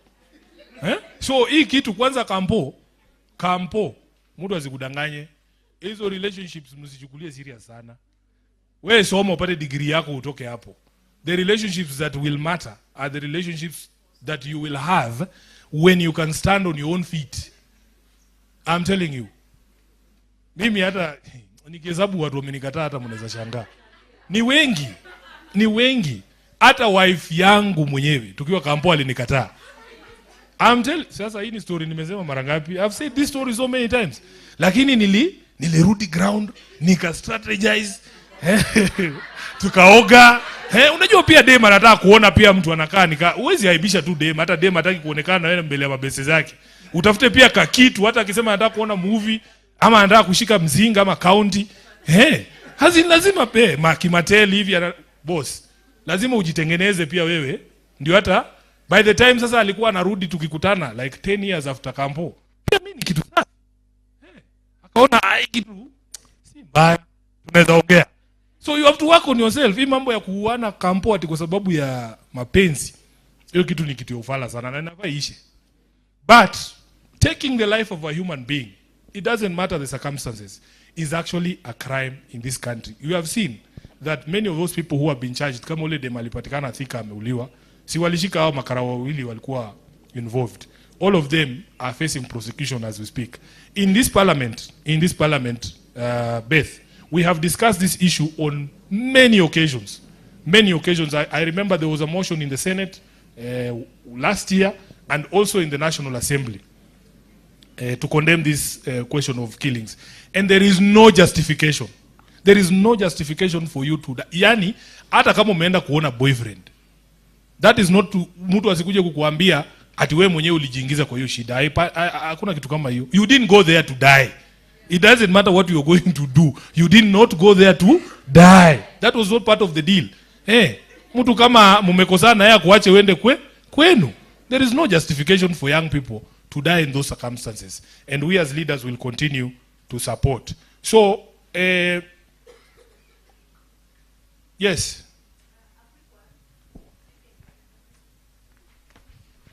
Last intervention, then I want to suggest that we go and dispense with the media, and then we will come back here to announce mambo yetu ya sherehe. Sasa leo wamezima TV, ndio? Yeah. Comrades, wisdom. Wisdom. Hi everyone. I'm Chep Kirui from the University of Nairobi, and I come from Bomet County, Longisa Ward. Mine is, I don't know if it's a question, but maybe a question is inside. Bwana SG, I want to ask, back in 2022, I'm one of the people who are in Asimio, me and others. But then in Bomet, we didn't have a structure, or rather, we didn't have the procedure or anything like the order. So what are you doing to make sure that in 2027, or as we continue, we don't feel like orphans? For example, in 2022, the only connection that I had, that I know personally and he know me personally, is Papu Owino. But catching him, kumshika, was...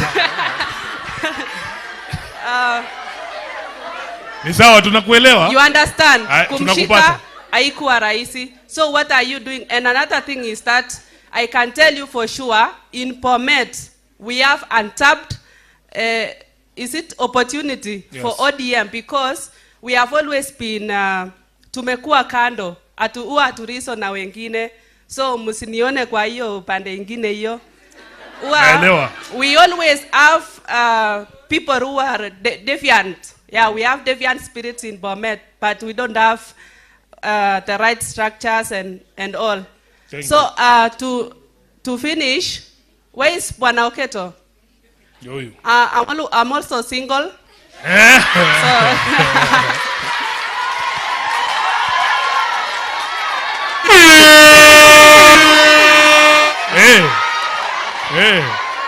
Mutu ni kujisema, si ndio? And it has been my wish to meet you, Bwana Sifuna, because you always speak your mind, and I'm also liberal. You understand? You get liberal. So it has always been my wish. Thank you. Aya, pigie yeye makofi. Sasa nikipiga selfie na yeye mtaona mtu analeta wivu. Hapana. Mtaenda kunisema? Wisdom. Aya. Sasa wacha timalize kusema hivi. First of all, ODM has structures across the country. We are actually in the middle of concluding our grassroots elections. Grassroots elections means we have elected officials at each polling station, and then you come to the ward, you come to the constituency, you come to the county. There's a chairperson of ODM in Bomet.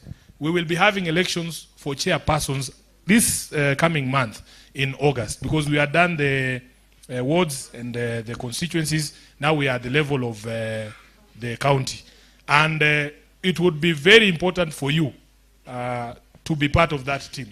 And I hope that you participated in those elections. I agree with you that in many of these areas, as I said, because of the local political temperature, it is very difficult to be an ODM person in some of those places like Bomet. But as I said,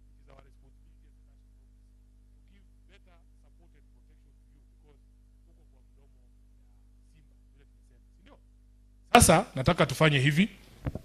Tunataka tuende pale tuongee na media ya Kenya. Sasa nataka mnipatie watu watanisaidia kuongea, kwa sababu Kimbali ya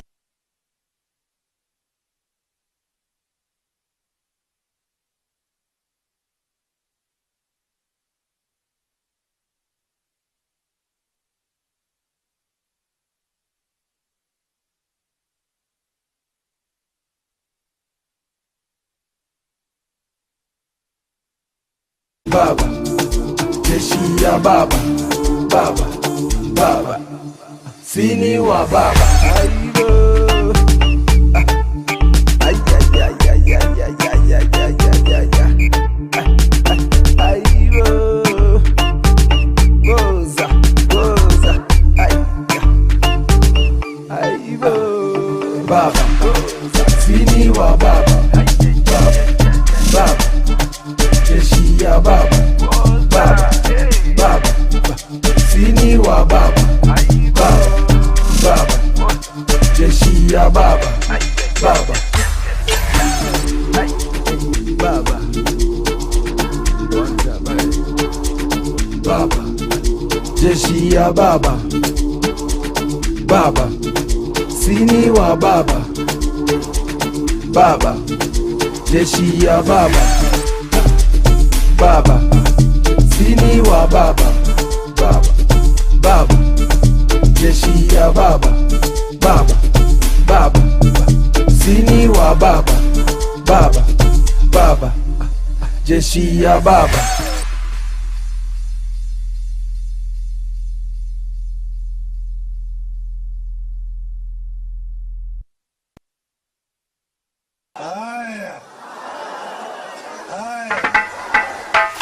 A main switch production. Braja, baba, ay ay ay ay ay ay ay ay ay ay. Sini wa baba, baba, jeshi ya baba, baba, sini wa baba, baba, jeshi ya baba, baba, sini wa baba, baba, jeshi ya baba, baba, sini wa baba, baba, jeshi ya baba, baba, sini wa baba.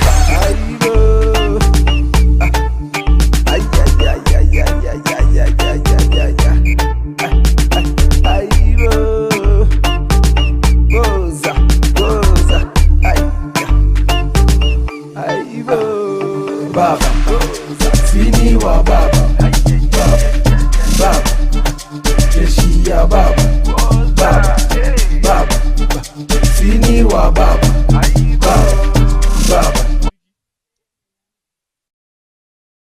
Good afternoon, members of the press. Are you ready? Are you ready?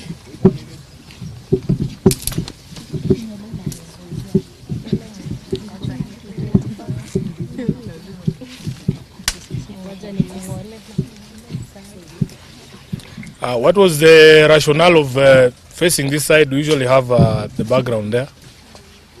Light. Okay.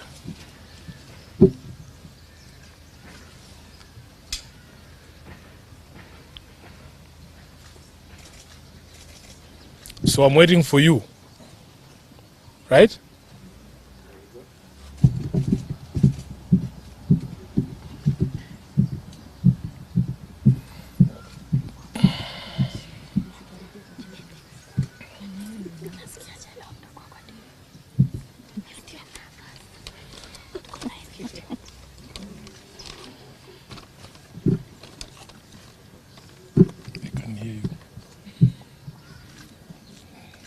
That's one thing you will learn. The mic is always live. Bro, unaweka watu wote hapa saa to juu ya mtu mmoja. Si tuendelee? If the rest of you are okay. Eh? Si ndio umekuwa ukituharakisha hapo. Tulikuwa tunataka tukuje one sharp. So I think we can start. We can start. Ladies and gentlemen of the press, before you here, we have a young captains, which is a chapter of the ODM Women League that focuses on young women in politics. And I want to hand over to the president of the Women League to provide that context. And then we have a few of them who will say a few words on behalf of the team as to why they are here. And then we will take questions, but those questions will not be answered by Sifuna. Those questions will be answered by the young captains, and I will be requesting on the behalf of this team here that those questions remain relevant to the discussions we have had today. Mimi mnaweza nipata siku ingine mahali popote na mniulize maswali ingine yoyote, but today is about these young ladies. So karibu sana Mheshimiwa Beth Siengo. Thank you, SG. Good afternoon. Good afternoon. I'm Senator Beth Siengo and the ODM Women League President, or the Women National Leader. We are today here with the young captains. These are young ladies drawn from different universities. And as ODM, we are a progressive party. And we believe in involving everybody. And we prefer to have active participation in political processes of young women. Our mentorship is practical, and that's why we are here today to launch the Young Captains Chapter 2025. These are going to go out there and recruit more members into our party, ODM, and they will have chance, and they have been given a platform to make sure that they actively participate in decision making in this country. And because today is not our day, it is for the young ladies who are here, beautiful and colorful, then I'll give the chance to them. Thank you. Thank you. So we will start with you, then just say a few things. Okay, thank you very much. My name is Alionya Roslyn but my young people here call me Alionya, the first class honors degree holder. So in ODM party, we are privileged to have allies. I must appreciate our party leader for providing us with a platform through the SG and the president of the Women League, because we have been able to come on board and be vocal just like our SG, because we have gotten the mentorship right from them. My call to my fellow young people, the Gen Zs out there, we cannot continue to be tribal, to be partyless. We cannot continue to be leaderless. Look at what the SG of Orange Democratic Movement is doing within the party. We must restructure the systems within the party. We cannot change the systems when outside. You can reject, you can inject when still in the party, and there is democracy in ODM. To my young people in universities, politics is not only for the male gender. You can see me here. I am a young person. I joined the Young Captains in 2021 when I was just a second year. And look at me, I am able to address the press today. I am able to stand, to have a privilege to stand where the SG and the senator in Senate, Madam Beth Siengo, is. Please come on board. Whether you are coming to blog for the party, come on board. Whether you are coming to do videography for the party, come on board. Not everyone in political parties can speak like I am speaking, but you can do videography, you can do campaign messaging, you can do the graphics. Please come on board. Join even any other political parties. Hata kama ODM haikufurahishi. But do not say you are partyless. We cannot continue to be partyless. Ama namna gani? Thank you very much. Haya. Okay, she'll take questions. Where is come, Kimberly, come.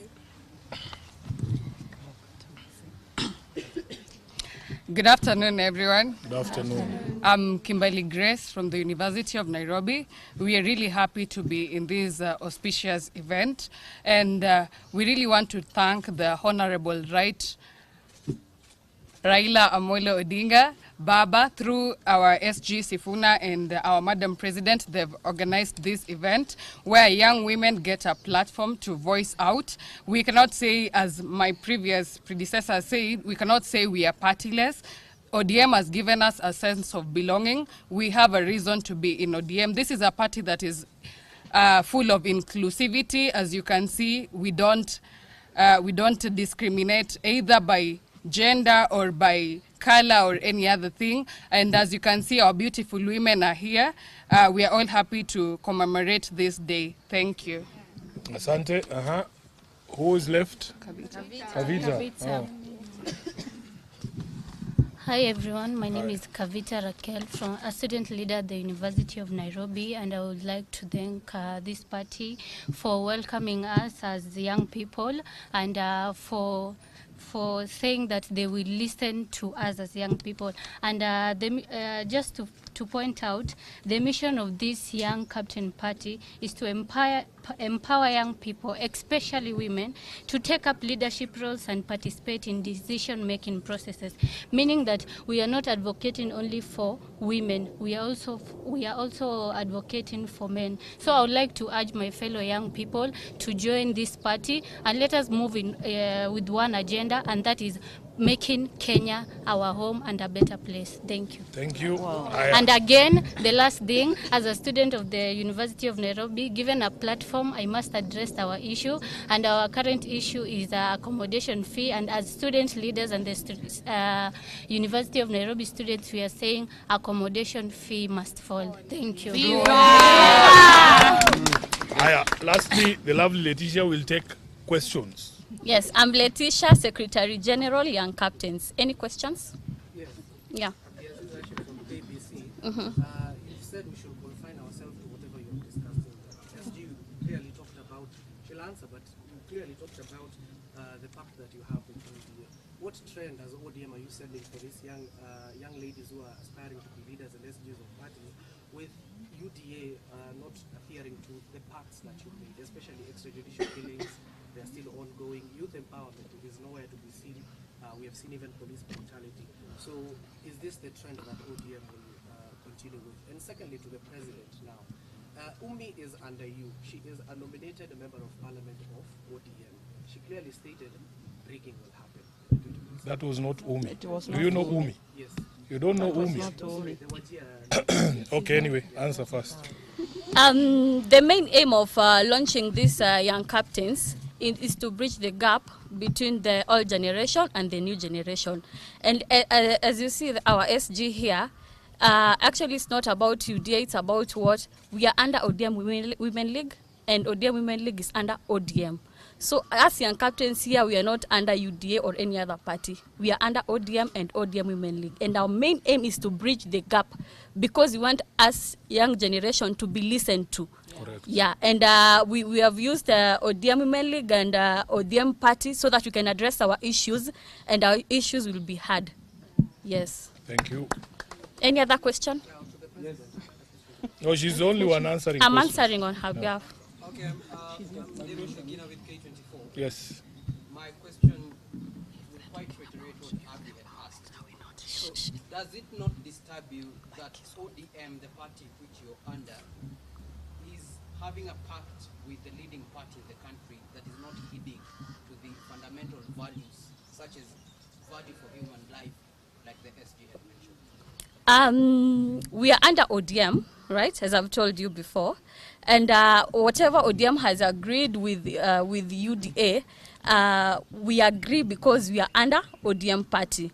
And also as a young generation, those our issues like extrajudicial killing and all those things, we'll be addressing them to the ODM party, and they'll solve it with the UDA party in case that is the thing you're saying. Okay? Fine. Aya. Your party leader recently said that the country needs an intergenerational conclave. Is this meeting one of the strategies you're using or your party is using to engage the young people or to employ that to ensure that happens? It's a yes or a no, and this young captains, it has not started today. We are just launching it. It has been there since 2021. We are just relaunching it for the campaign 2027. So it's not a strategy, but we are trying to increase the number of young women. As you can see, we are only women. So you cannot say that it's a strategy the party is using. Aya. Si niliwaambia watu wanakuanga na maneno. Haya, sasa wacha waje kuharas huyu mrembo. Haya, uliza swali sasa, swali mbili ya mwisho mimi mwenyewe nitajibu. Alafu tuende nyumbani, leo ni saa to. Yes, Kennedy. What is your take on the intergenerational national talk that has been advised by your party leader? I think this is what exactly is happening here, because if you look at me and Senator Beth, we don't come from this generation. These are our younger sisters, and we have taken the position that you must never discount dialogue. You must never refuse an opportunity to discuss your issues or to talk. And when you sit down and listen to them, you get different perspective on the issues in the country. I have said when we were in there that we need to get to a place where certain decisions are only left to younger generations. And I've given the example of a suggestion that was made by one of the elders in this country to build apartments in Nairobi National Park. And my position is that we should ask the children whether they want to continue seeing animals at Nairobi Park or they want to see apartments. That decision surely cannot be for people over the age of 70. So it is important to have these conversations. I was giving the example that when I was at the University of Nairobi, in the early 2000s, we used to pay only 6,000 shillings per semester for the accommodation. Now they're telling me it's upwards of 40,000 Kenya shillings. And this is something that as a generation who enjoyed that benefit ourselves, we must be fair to this generation also and give them a chance at education and not to stifle it by making it expensive for them to go to school. So how do these issues come up if you don't talk? But what they have told us is that now the older generations need to do less talking and more listening. Yeah. And as a party, ODM, we are committing here today that we will do more listening than talking. Yes. And when we give these young people opportunity to speak to the country, please don't harass them the way you are trying to harass them. It is not fair. It is the first time that this young lady is answering questions from the press. And I have done this for 8 years. This can be very intimidating. Yes. So muwapeleke pole pole hata nyinyi. Ndio tuwakubalie wafanye nini? Waongee.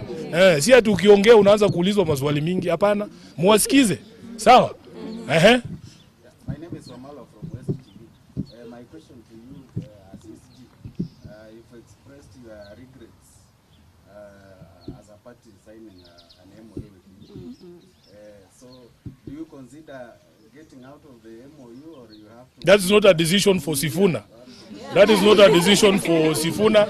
You know how decisions of ODM are made. They are made after meetings of organs of the party. Yeah. There is an NDC that has been called for October, is it? Yes. So I am sure once you know Sifuna as the SG, I am only a spokesperson. And a spokesperson cannot speak for themselves. You say things that have been resolved. So I am sure you will be welcome to Mombasa during the NDC. Decisions will be taken at that meeting and everybody will be told. Last question, Leoni Sato. Si ulikuwa ushauliza bro.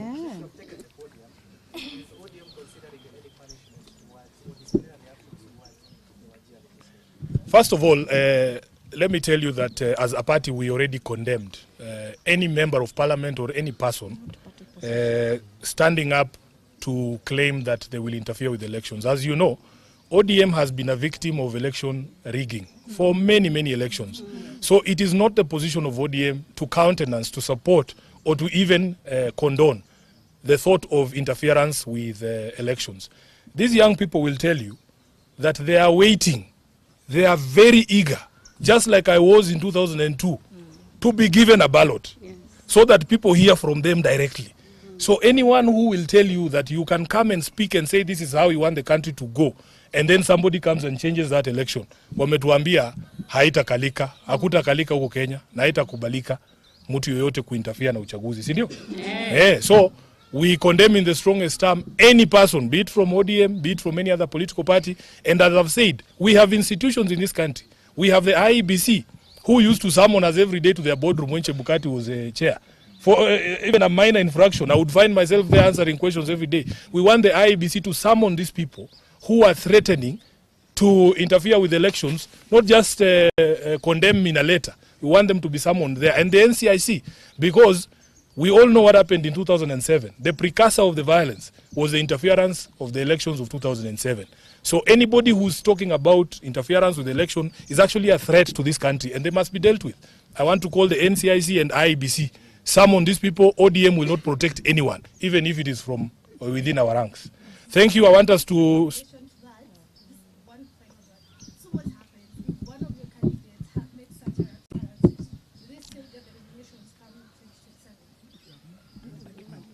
There is nothing like a candidate, Madam. You know, I've been a leader of this political party for 8 years now.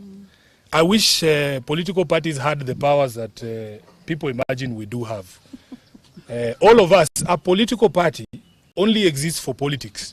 If, for instance, today I go and beat my neighbor at home, that is not a matter you ask ODM, what are you going to do to Sifuna? That is criminal conduct. That is why we are saying there are institutions who should enforce the law. Yeah. If I go and break the law there, today I go and drink and fight in a bar, you don't ask Raila, what will you do to Sifuna? No. I should be arrested in the police and be taken to court, because political parties don't enforce criminal law. There is institutions for that. That is why the police exists. So anybody breaching the law, breaking the law, should be subject to the law. And that's what we are saying. For us, we can only condemn and disassociate ourselves from such pronouncements as believers in democracy. Thank you very much. Mungu wabariki. Always a pleasure to have you here. Asanteni sana.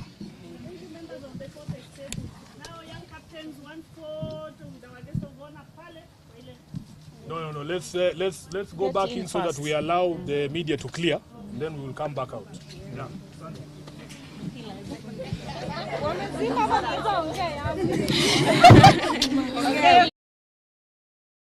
Sini wa baba, jeshi ya baba, sini wa baba, jeshi ya baba.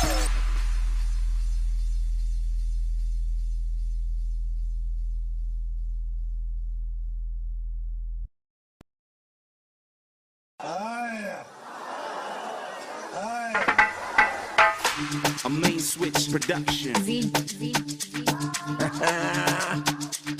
Braja, baba, ay.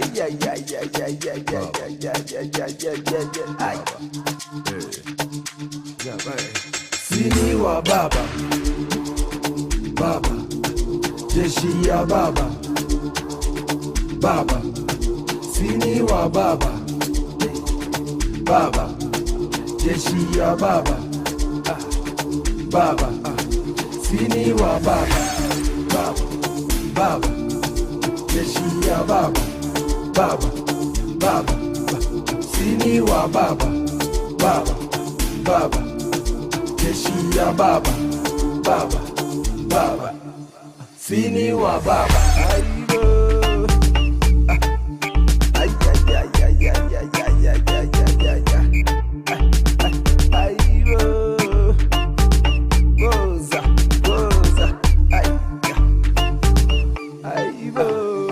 Baba, sini wa baba, baba, baba, jeshi ya baba, baba, baba, sini wa baba, baba, baba, jeshi ya baba, baba,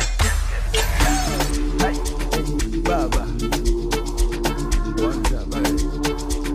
baba, jeshi ya baba, baba, sini wa baba, baba, jeshi ya baba, baba, sini wa baba, baba, baba, jeshi ya baba, baba, baba, sini wa baba, baba, baba, jeshi ya baba.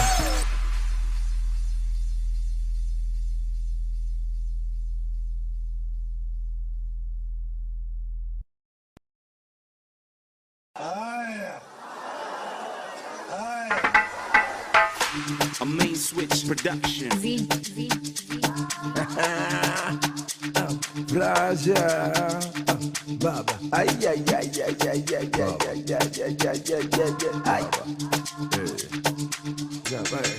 Sini wa baba, baba, jeshi ya baba, baba, sini wa baba, baba, jeshi ya baba, baba, sini wa baba, baba, baba, jeshi ya baba, baba, baba, sini wa baba, baba, baba, jeshi ya baba, baba, baba, sini wa baba.